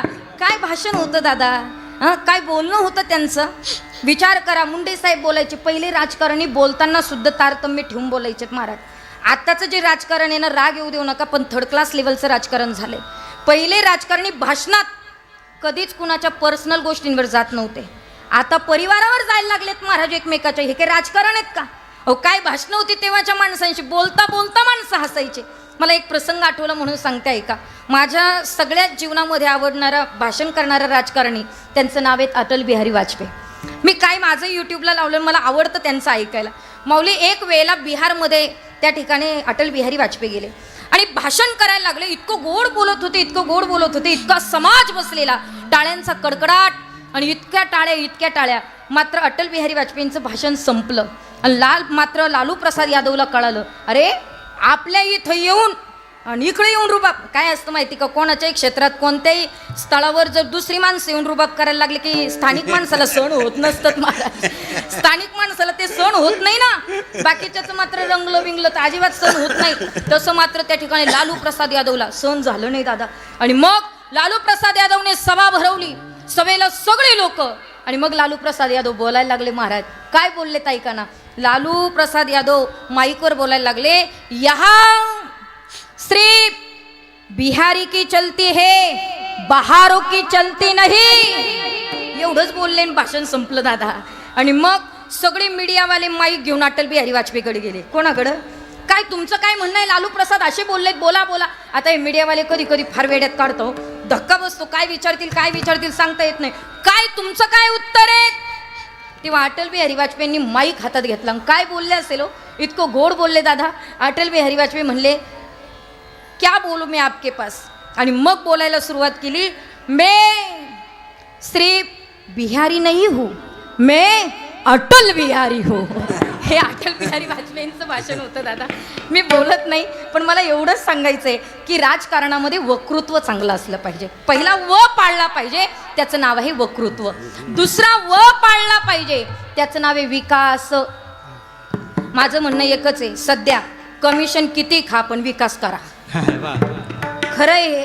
आता लोक म्हणतात तिथून पैसा खाल्ला आणि तिथं, अरे त्यानं खाल्लंही नाही केलंही नाही तर गावचा विकास होईल कसा? खाऊ द्या किती, पण विकास झाला पाहिजे, गावाचा विकास करता आला पाहिजे. आणि तिसरा व त्याच्याकडे असावी, त्याचं नाव आहे विनम्रता. राजकारण करायचं, विनम्रता असली पाहिजे. ज्याला निवडून यायचं किंवा जो निवडून आला त्यानं कायम गावातनं जाताना त्या गाडीच्या काचा खाली ठेवल्या पाहिजे दादा. गाडी किती पॉश घ्या पण गाडीची काच खाली ठेवा. गाडीतल्या गावातल्या म्हाताऱ्या आजीला सुद्धा विचारलं पाहिजे, आजी तुझं बरं आहे का? लय बरं वाटतं महाराज. एवढं ट्राय तर करून पहा, 100% तुम्ही पडायला आले तरी निवडून या. हो, राजकारणामधले 3 व पाळले पाहिजे. आता चला आपल्या मेन मुद्द्याकडे हो. आपण ज्याच्यासाठी इथं जमलोय त्याच्यासाठी परमार्थामध्ये 3 व पाळले पाहिजे. भक्त असा सहज कोणी होत नाही. भक्त व्हायचं असेल तर 3 व पाळावे. कोणते कोणते ऐका. वारकरी संप्रदायामध्ये 3 व पाळावे. पहिला व, वारकऱ्यानं कायम वाचन केलं पाहिजे दादा. हो, हरिपाठ वाचला पाहिजे. मी म्हटला पाहिजे नाही म्हणत, वाचला पाहिजे. कारण म्हणताना अनेक चुका होता, ते वाचनातनं होत नाही. तुमचा किती पाठ असला तरी तो वाचून म्हणायचा. कारण वाचून म्हणण्यात फार मात्र त्या ठिकाणी काही गोष्टी मिळतात महाराज. म्हणून हरिपाठ वाचा, काकडा वाचा. वाचलं पाहिजे महाराज. ग्रंथ वाचले पाहिजे. रोज काही ना काही नवीन मिळवता आलं पाहिजे. तेच नाही, नवीन प्राप्त करता आलं पाहिजे. म्हणून वाचन. किती मोठे कीर्तनकार येऊ, पण त्या कीर्तनाला समर्पक प्रमाण आपल्याला देता आले पाहिजे. हे सहज येतात का देता? अजिबात नाही. गायनाचं किती अंग असू द्या, पण पाठा नसेल तर गायनाच्या अंगाला महत्त्व नाही. त्याच्यासाठी गाथा वाचला पाहिजे, रोज नवीन नवीन काहीतरी वाचलं पाहिजे. आणि म्हणून पहिली गोष्ट वाचन. दुसरावं परमार्थिकाने व्रत पालन केलं पाहिजे. निदान एकादशी सोमवार तरी करा, दिवसभर चारा, पण एकादशी करा. खरं सांगते तुम्हाला, काही लोक वर्षभर काही खातात आणि श्रावण धरतात, त्याला काय अर्थ आहे? म्हणून व्रत आपल्या जीवनात असले पाहिजे दादा, की जीवनामध्ये व्रत पालन केलं पाहिजे. आणि तिसरावं फार महत्वाचा, कान जागे ठेवून ऐका. तिसरावं वार कर्याने तिसरावं पाळावा, त्याचं नाव आहे वारी. वारकरी ना आपण, लक्षपूर्वक ऐका. परमार्थ करणारा तोच आहे जो वारीमध्ये पंढरपुरापर्यंत चालत चालत जातो. नाही तर वारकरी गेले वारीला ना आम्ही इकडंच कीर्तन ठोकीत फिरतो, याला काही वारकरी म्हणता येत नाही. वारी जीवनामध्ये केली पाहिजे. लक्षपूर्वक ऐका. तुम्हाला एक सांगू का, जुने महाराज मंडळी म्हणायचे वारी केल्याशिवाय मरू नये. खरंच वारी केल्याशिवाय मरू नये, आणि जो मेला त्याला माणूस म्हणू नये. वारी प्रत्येकाच्या जीवनात. तुम्हाला खोटं नाही सांगत दादा, तुम्ही फक्त 2 पावलं आमच्या बरोबर चालून पहा, एक वेगळा आनंद आहे. वारकरी जीवन इतकं गोड आहे दादा, तुम्हाला सांगते. वर्षभराचा थकवा जाण्यासाठी फक्त महिनाभर आमच्या बरोबर चाला महाराज, इतका आनंद आहे. तुम्हाला सांगू, तिथं कीर्तनकारण प्रवचनकारण किती मोठा बाबा येऊन, किती मोठा महाराज येऊ, काही कुणाला कुणाशी घेणं नाही. प्रत्येक जण हाताला धरतं, माऊली 2 घास खा, हे म्हणताना मात्र त्या ठिकाणी जो आनंद आहे, ऐकताना जो आनंद आहे, तो घरच्याने किती आग्रह करू द्या, तो आनंद नाही दादा. म्हणून वारी माणसाच्या जीवनात असली पाहिजे. 3 परमार्थिकाने पालन केली पाहिजे. चला पुढं, आपल्याला पुढे जायचंय, पण तुमच्या किती लक्षात राहिलं ते पाहू, म्हणजे पुढे जायला. विद्यार्थी अवस्थेमध्ये 3 पाळावे. पहिला बोला मोठ्यानी, वेळ. दुसरा विद्या. तिसरा वैराग्य. क्या बात, एकदा जोरदार टाळी वाजवा बघू. खूप हुशार लोक आहेत आपल्याकडचे. वा वा. गृहस्थ आश्रमामध्ये 3 पाळावे. पहिला बोला ना मोठ्यानी, विनोद. दुसरा वैभव. तिसरा बोला ना, तिसरा मागचं कोणाचं पाठ आहे का? विनियोग. क्या बात आहे, वा वा वा. मला वाटलं नुसते बसलेच की काय, त्यांचं पूर्ण लक्ष आपल्याकडे. पुढच्यांचं नाही, एवढं मागच्यांचं लक्ष आहे. क्या बात. एकदा त्यांच्याकरता जोरदार टाळी. काय करायचंय? विनियोग कराल ना. आता कार्यकर्ते मंडळी सगळेची सगळे, ज्यांची राहिली ती वर्गणी देऊन जाणार आहे. विनियोग चांगला करणार आहे ते. तुम्ही म्हणायचं नाही उद्या आणून देते, कारण उद्या तुम्ही राहिले नाही तर मरायच्या आधी देऊन टाका पटकन, मोकळं व्हा. विनियोग. ऐका आता, राजकारणामध्ये 3 पाळले पाहिजे. पहिला वक्तृत्व. दुसरा विकास. आणि तिसरा वा वा. मला वाटतं इकडं महिलाच निवडून येतं काय माहिती. ऐका, 3 राजकारणामध्ये पाळावे. आता आपल्याकडे या परमार्थामध्ये 3 पाळले पाहिजे. पहिला वाचन. दुसरा व्रत. आणि तिसरा वारी. क्या बात आहे. पुढच्या वर्षी सगळे याल ना. वा. नाही पंढरपूरला, पण त्र्यंबकला तरी पायी चाला. 2 पावलं चालून पहा तुम्ही. फार आनंद आहेत महाराज. मला बरं वाटलं तुम्ही सगळ्यांनी एवढं लक्षात ठेवलं. एवढं जर घरी घेऊन गेले ना तर माझ्या कीर्तनाचं सार्थक होईल महाराज. म्हणून वार करायच्या जीवनात परमार्थामध्ये 3 गोष्टी पालन केल्या तरच आपण भक्त होऊ शकतो. नुसती मोठी माळ घातली, कपाळाला भला मोठा गंध लावला, आणि वारी नाही, व्रतही नाही, वाचनही नाही, त्याला वारकरी म्हणता येत नाही, त्याला भक्त म्हणता येत नाही. लक्षपूर्वक ऐका. जो श्रावण मास ज्याच्यासाठी धरलात ना महाराज, त्या परमात्म्याने सुद्धा माझ्या पांडुरंगाची वारी केली. काय भक्त आहेत महाराज, त्याने सुद्धा वारी केलीत ना महाराज. मग भक्त कुणासारखा असावा? भक्त महादेवासारखा असावा, भक्त बजरंग बलीसारखा असावा. का? कारण मात्र त्या ठिकाणी काही घेतलं नाही देवाकडनं, पण देवानं वरदान दिलं. तू काय नाही होऊ शकत, पण तुझ्याकडे एक वरदान आहे, तू संकट मोचन राहशील, सगळ्यांचं संकट निवारण करण्याची क्षमता तुझ्यात राहील. असं भक्त व्हायचं असेल तर माझ्या बजरंग बलीसारखं भक्त व्हा. हे दुःख भंजन मारुती नंदन, हे दुःख भंजन मारुती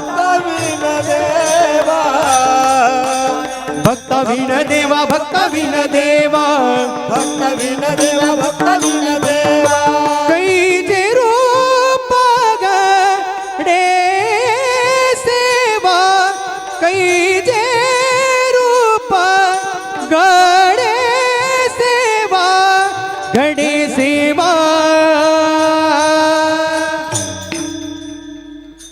शोभविले येर येरा शोभविले येर येरा शोभविले येर येरा शोभविले येर येरा कबीले एक एका कैचे रूप गडे सेवा कैचे रूप गडे सेवा गडे सेवा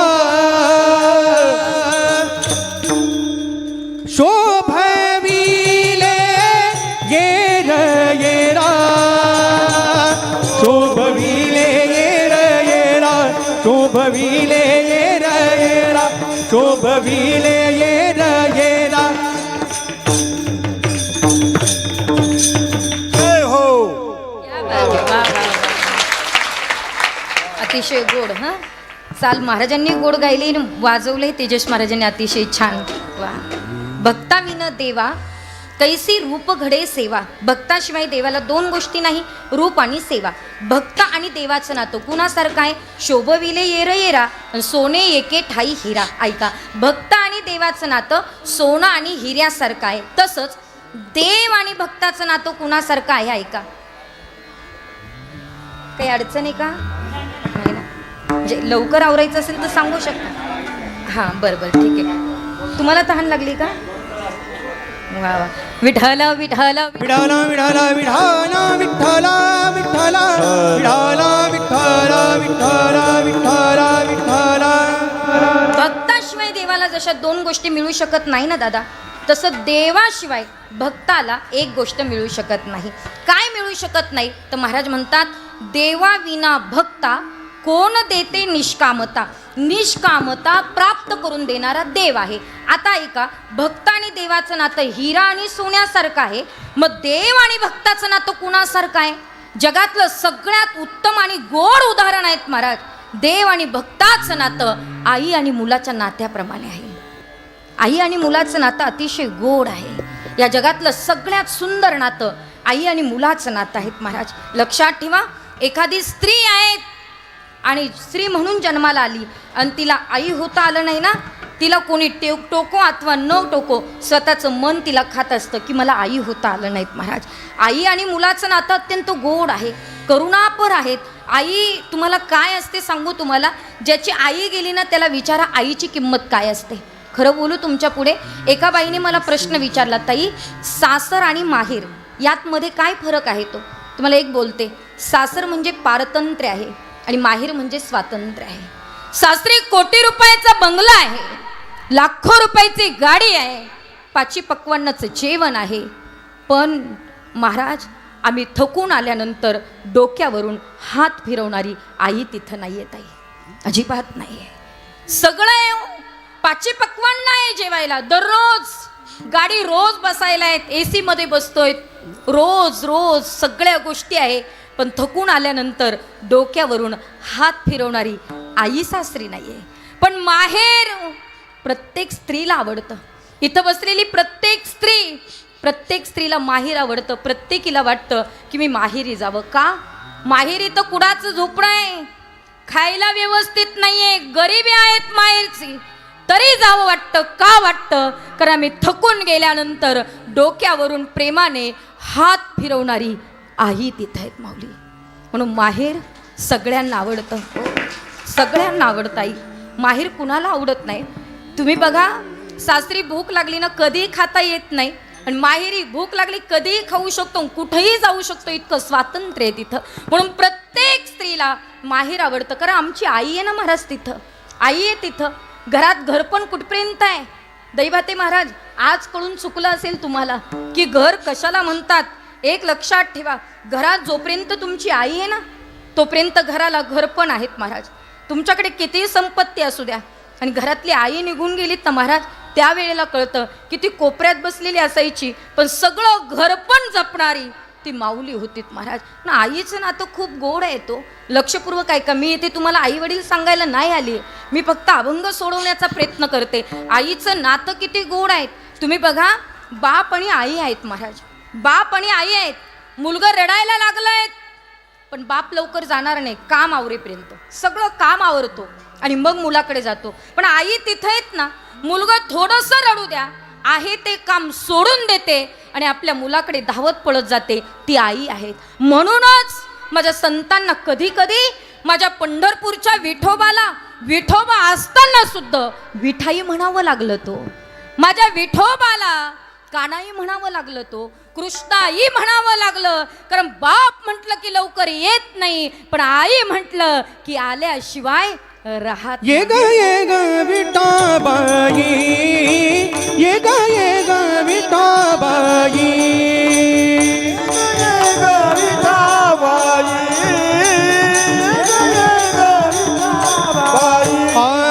माझे पंढरीचे आई, माझे पंढरीचे आई, भीमानी चंद्रभागा, भीमानी चंद्रभागा, चंद्रभागा, चंद्रभागा. महाराजांनी प्रत्यक्ष प्रमाण देऊनच सांगितलं, ये ग विठाबाई. विठाबाई म्हणावं लागलं. का बरं आई म्हणावं लागलं?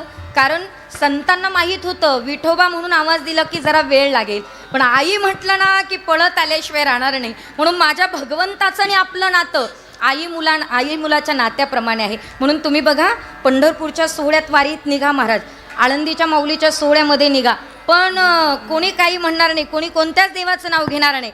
स्त्री असली तरी माऊलीच आणि पुरुष असला तरी माऊलीच, श्रीमंत असला तरी माऊलीच आणि गरीब असला तरी माऊलीच. माऊलीमध्ये आई आहेत महाराज, ती व्याकुळता आहेत त्याच्यामध्ये. म्हणून भक्त आणि देवाचं नातं हिरा आणि सोन्यासारखं, तसं देव आणि भक्ताचं जे नातं आहे ते आई मुलाच्या नात्याप्रमाणे आहे. म्हणून जगद्गुरु तुकोबाराय अभंगाच्या शेवटच्या चरणात सांगतात, तुका म्हणे बाळ, तुका म्हणे बाळ, तुका म्हणे बाळ, तुका म्हणे बाळ, तुका म्हणे बाळ, तुका म्हणे बाळ, तुका म्हणे बाळ, तुका म्हणे बाळ.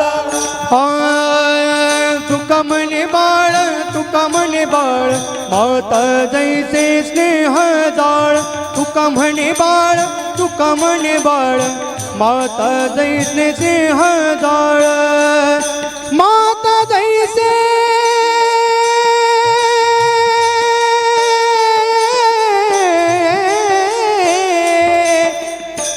माता जैसे स्नेह जाळ. शोभविले येरा, शोभविले येरा.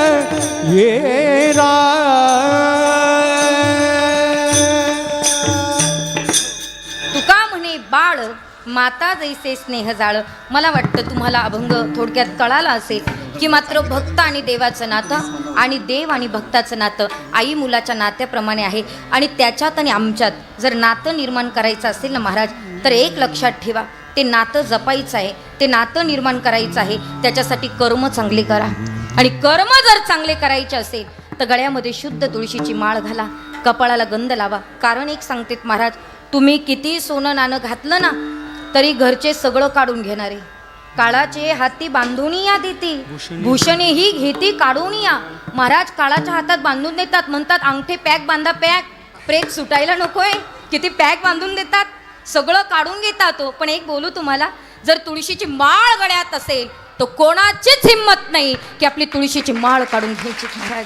म्हणून गळ्यामध्ये शुद्ध तुळशीची माळ घाला, कपाळाला गंध लावा. एक लक्षात ठेवा, कपट कुणाच्या विषयी मनात ठेवू नका, वाद विवाद घालू नका, कुणाच्याच विषयी वाद मनात ठेवू नका. आपल्याविषयी कोणी किती वाईट विचार करू द्या, पण आपण त्याच्याविषयी वाईट विचार करूच नका माऊली. लक्षात ठेवा, कोण काय बोलतंय आपल्याविषयी याच्याकडे अजिबात लक्ष द्यायचं नाही. परमार्थामध्ये आपलं मन पवित्र ठेवायचं, मनामध्ये कपट ठेवू नका. याच्याही पलीकडे कर्म चांगलं करायचंय, हिंदू धर्माचं पालन करा. माझी कळकळीची तुम्हा सगळ्यांना विनंती आहे. आणि लक्षपूर्वक ऐका, मी हिंदू धर्मावर बोलते याचा अर्थ असा काढू नका की ताई नेमक्या कोणत्या पक्षाच्या आहे. मला कोणत्याच पक्षाशी काहीच घेणं देणं नाही, पण माझ्या डोक्यात एकच आहे सध्या तरी. तुमच्या इथून प्रवास करून आल्याच्या नंतर एकच डोक्यात आलं, जर समजा धर्म टिकला तर वारकरी संप्रदाय टिकेल, धर्म टिकला तर मंदिरं टिकतील, आणि धर्म टिकला तर गावोगावं टिकतील. अन्यथा आपल्या धर्माला जर टिकवता आलं नाही तर आपल्याला सुद्धा गोलटप्या घालाव्या लागेल. लक्षपूर्वक ऐका. हो, मग तुम्हाला जर धर्म टिकवायचा असेल ना तर आजपासून आपल्या धर्माचं पालन आपण केलं पाहिजे. काही काही लोक म्हणतात सर्व धर्म समभाव, त्यांना नको कळायला महाराज सर्व धर्म समभाव. त्यांच्या धर्माला आपल्याला नावच ठेवायचं नाही, पण आपल्या धर्माचं आपल्या घरामधून पालन झालं पाहिजे. तुम्ही त्यांच्या धर्माकडे पा, एवढंसं पोरगं सुद्धा गोल टोपी घालून बाहेर पडतं की नाही दादा? त्यांच्या एवढ्याशा मुलाला सुद्धा त्यांच्या धर्माविषयी अभिमान आहे, स्वाभिमान आहे. मग माझं म्हणणं एकच आहे, त्यांच्या एवढ्याशा मुलाला जर त्यांचा धर्म कळत असेल तर इथं बसलेल्या सगळ्या हिंदूंना माझी विनंती आहे, आपलं पोरगं म्हणजे अर्थात हिंदूंचं पोरगं घराच्या बाहेर पडताना कपाळाला टिळा लावल्याशिवाय बाहेर पडू देऊ नका. हे आमच्या धर्माचं पालन आहे. इथं बसलेल्या सगळ्या हिंदूंना माझी विनंती आहे, आपल्या प्रत्येक मुलीकडे जरा बघा, तिच्या कपाळाला टिकली आहे का पहा, हातात, गळ्यात, पायात बघा तुम्ही. ते जर त्यांच्या धर्माचं इतकं पालन करतायत, मग आपण आपल्या धर्माचं पालन करायला नको का? आपण सुद्धा आपल्या धर्माचं पालन केलं पाहिजे. पण सध्या आपली मुलं कॉन्व्हेंटला आहे दादा, इंग्लिश मिडियमला आहे. आपल्या मुलांना सॅन्टा माहिती आहे पण संत माहीत नाही. काय दुर्भाग्य आहे आमचं. आमच्या मुलांना रोज गॉड माहिती आहे पण देव माहीत नाही, आषाढी माहीत नाही. आणि मी तर म्हणते सगळ्या पालकांना माझी विनंती आहे, तुम्ही तुमची मुलं कुठंही शिकवा, इंग्लिश मिडियमला टाका, कुठंही टाका, पण आपल्या मुलांना घरातनं बाहेर निघताना हिंदू धर्माची शिकवण द्यायला विसरू नका. हो, आमच्या मुलाला आम्ही धर्माची शिकवण दिली पाहिजे. आमच्या पोराचं पसायदान पाठ असलंच पाहिजे. आमच्या पोराला आषाढी कार्तिकी माहीत असली पाहिजे. आमच्या पोराला आमची संत महिमा माहीत असलाच पाहिजे. तेव्हाच आमच्या धर्माचं पालन होईल. आणि आपण सगळे जर धर्माचं पालन नाही ना केलं, तुम्हाला वाटेल मी सांगते, मला वाटेल तो सांगतो, आपण एकमेकावर लोटत राहिलो तर लवकरच हिंदुस्थानचं अफगाणिस्तान झाल्याशिवाय राहणार नाही. म्हणून हिंदूंनो जरा सावध व्हा. तुम्ही पहा, लव जिहाद आहे, लँड जिहाद आहे, बिझनेस जिहाद आहे, हे जिहादी फार अटॅक करताय. म्हणून आत्ता आपण सावध होणं काळाची गरज आहे महाराज. आपण आपल्या धर्माचं पालन करा. जाता जाता महादेवाच्या चरणी एकच प्रार्थना आहे दादा, हे भगवान तेरी अदालत में हमारी जमानत रखना, हे भगवान तेरी अदालत में हमारी जमानत रखना, मैं रहूं या ना रहूं, मेरा हिंदू धर्म सही सलामत रखना. धर्म टिकला पाहिजे. आपण आपल्या धर्माचं पालन करा. प्रत्येक हिंदूच्या घरावर भगवा ध्वज फडकताना दिसलाच पाहिजे दादा. भगवा हे आपला स्वाभिमान आहेत, अभिमान आहेत. तो भगवा आमच्या घरावर फडकला पाहिजे. आम्ही आमच्या धर्माचं पालन केलं पाहिजे. आजपासून आपल्या धर्माचं पालन करायला सुरुवात करा. फार कटाक्षाने धर्म सांभाळणं आज काळाची गरज आहे महाराज. माझी कळकळीची विनंती आहे, याच्यामध्ये माझं कुठलाही राजकारण नाही, तुम्ही गैरसमज मनात आणू नका. मला फक्त एवढंच माहिती आहे, धर्म टिकला तर हे सगळं टिकणार आहे, नाही तर आपलं काही खरं नाहीत महाराज. म्हणून धर्माचं पालन करा. कर्म करताना चांगलं करा. आईवडिलांचा सांभाळ करा. मुलांवर चांगले संस्कार करा. देव आणि आपलं नातं जर घनिष्ठ ठेवायचं असेल, मात्र गुंतवून ठेवायचं असेल तर एकच काम करा, हाताने टाळी वाजवा आणि मुखाने भजन म्हणा. विठोबा रखुमाई, विठोबा रखुमाई, जय जय विठोबा रखुमाई, विठोबा रखुमाई, विठोबा रखुमाई, विठोबा रखुमाई, जय जय विठोबा रखुमाई, जय जय विठोबा रखुमाई, जय जय विठोबा रखुमाई,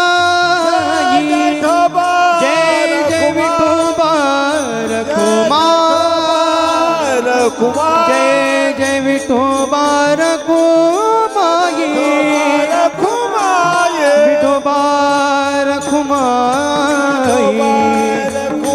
जय जय विठोबा रखुमाई, हरि जय जय विठोबा रखुमाई, जय जय विठोबार कुमाये जय जय जय विठोबार कुमाये हरी जय जय हरी जय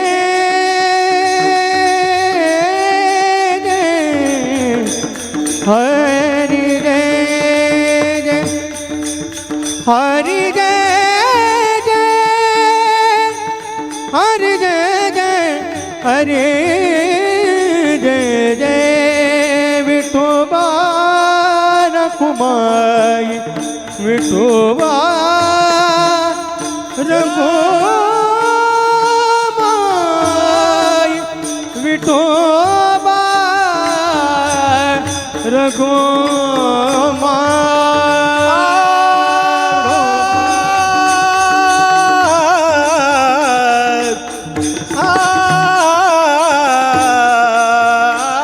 विठोबा विठोबा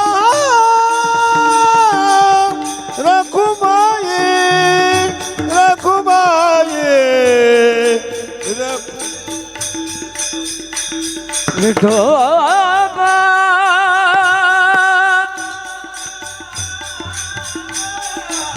जय हो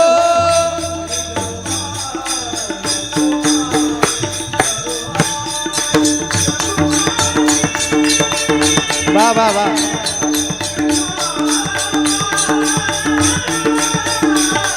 विडो विठोबार कुमाये जय जय जय विठोबार कुमाये कुंडली कवरदा हरी विठ्ठल ज्ञानदेव तुका पंढरीनाथ भगवान की विश्वगुरु निवृत्तीनाथ महाराज माऊली ज्ञानेश्वर महाराज जगद्गुरु तुकाराम महाराज की बजरंग बली की जय विठोबार कुमाये जय विठोबार कुमाये जय जय विठोबार कुमाये विठोबार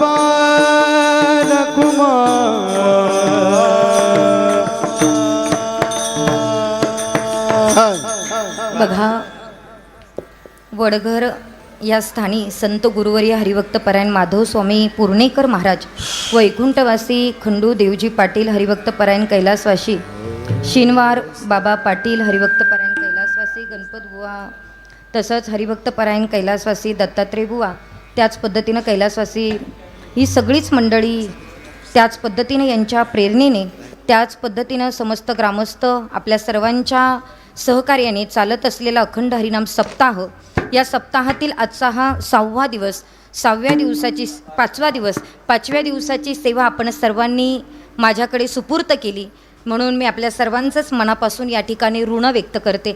अतिशय गोड नियोजन आपण सगळ्या कार्यकर्ते मंडळींनी केलं. खरं तर अत्यंत भव्य दिव्य असं नियोजन आहे. काय झालं, मी सकाळी 6व्या दिवसाची सेवा करून आली, त्याच्यामुळे सारखं 6वाच येत होतं तोंडामध्ये, त्याबद्दल माफी असावी. परंतु अत्यंत गोड नियोजन आपण सगळे वडघर मंडळी करतात. खरं तर उल्लेखनीय आहेत आणि फार थोड्या मोठ्यांचे आशीर्वाद तुमच्या पाठीमागे आहे, म्हणून हा सप्ताह अगदी चांगल्या पद्धतीने होतोय. कारण संत मंडळीचा आशीर्वाद असेल तरच सप्ताह चांगला होत असतो. म्हणून अतिशय उल्लेखनीय आपला हा अखंड हरिनाम सप्ताह, आणि या सप्ताहात तुम्ही आम्हा महिलांना संधी दिली, म्हणून आपल्या सगळ्यांचं वा वा. 99 वर्षापासून हा सप्ताह चालू आहे, अर्थातच 99वं वर्ष आहे ते. आणि खरंच असे सप्ते टिकून राहण्यामागे हे पूर्वजांचं पुण्य आहे, आणि तुम्ही टिकून ठेवलं म्हणून तुम्ही सुद्धा पुण्यवान आहात असं म्हणायला हरकत नाही. असो, आपल्या सर्वांचंच मनापासून या ठिकाणी ऋण व्यक्त करते.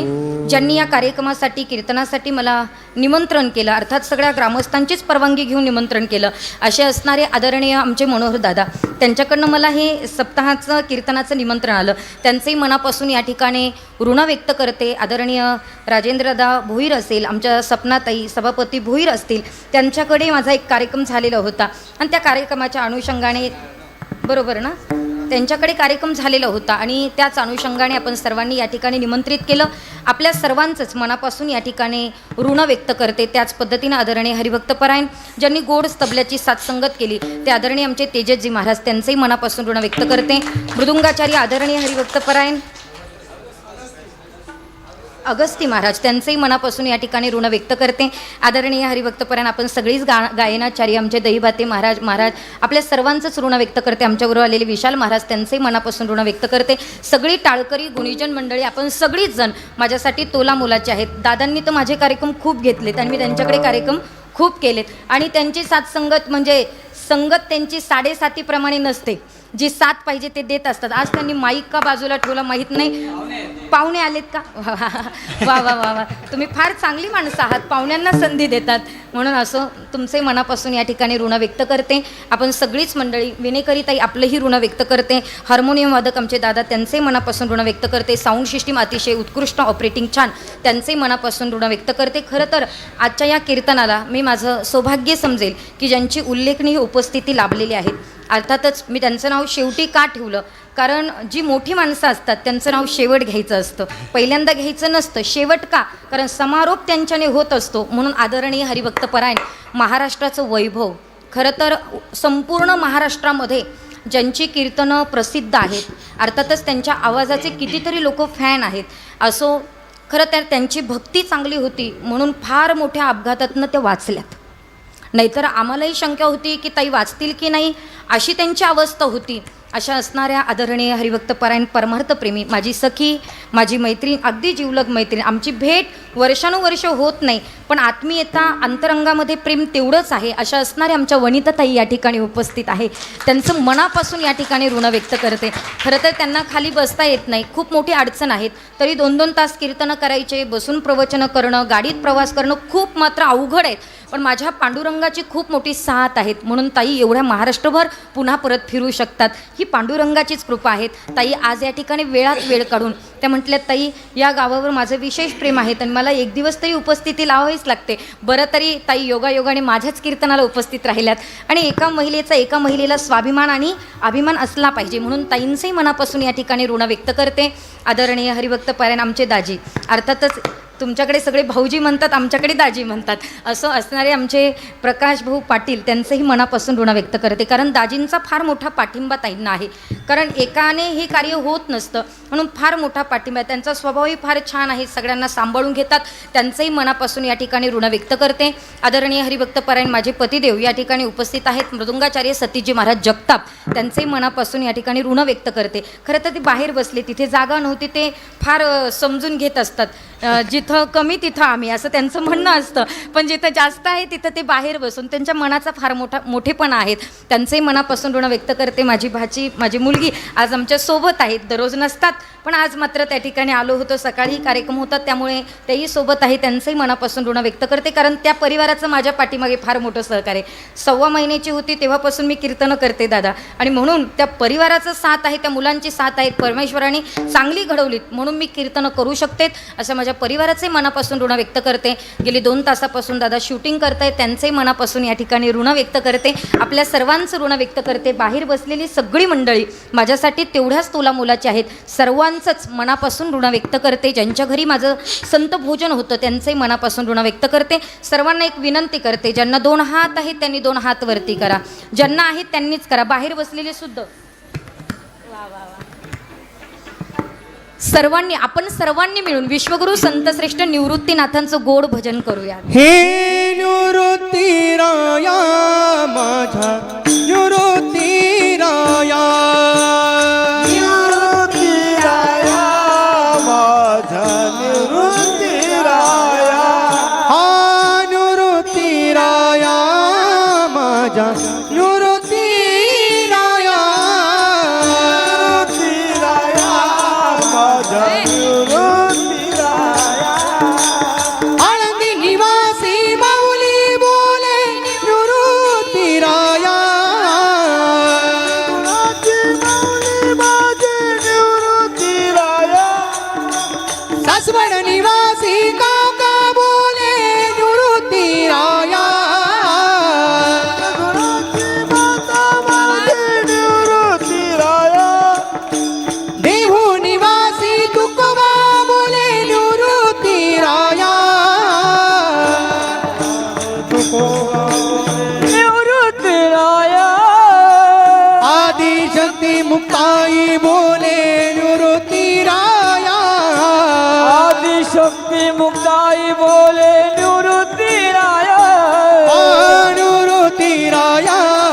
माझ्या निवृत्तीराया निवृत्तीराया माझ्या निवृत्तीराया निवृत्तीराया माझ्या निवृत्तीराया निवृत्तीराया माझ्या निवृत्तीराया संत श्रेष्ठ श्रेष्ठ निवृत्तीनाथ महाराज की जय ज्ञानेश्वर माऊली ज्ञानराज माऊली तुकाराम ईश्वर माऊली ज्ञानराज माऊली विठ्ठल जय जय विठ्ठल विठ्ठल जय जय विठ्ठल आ बोलिलेले पुरे वेडी वाकुडी मुत्तरे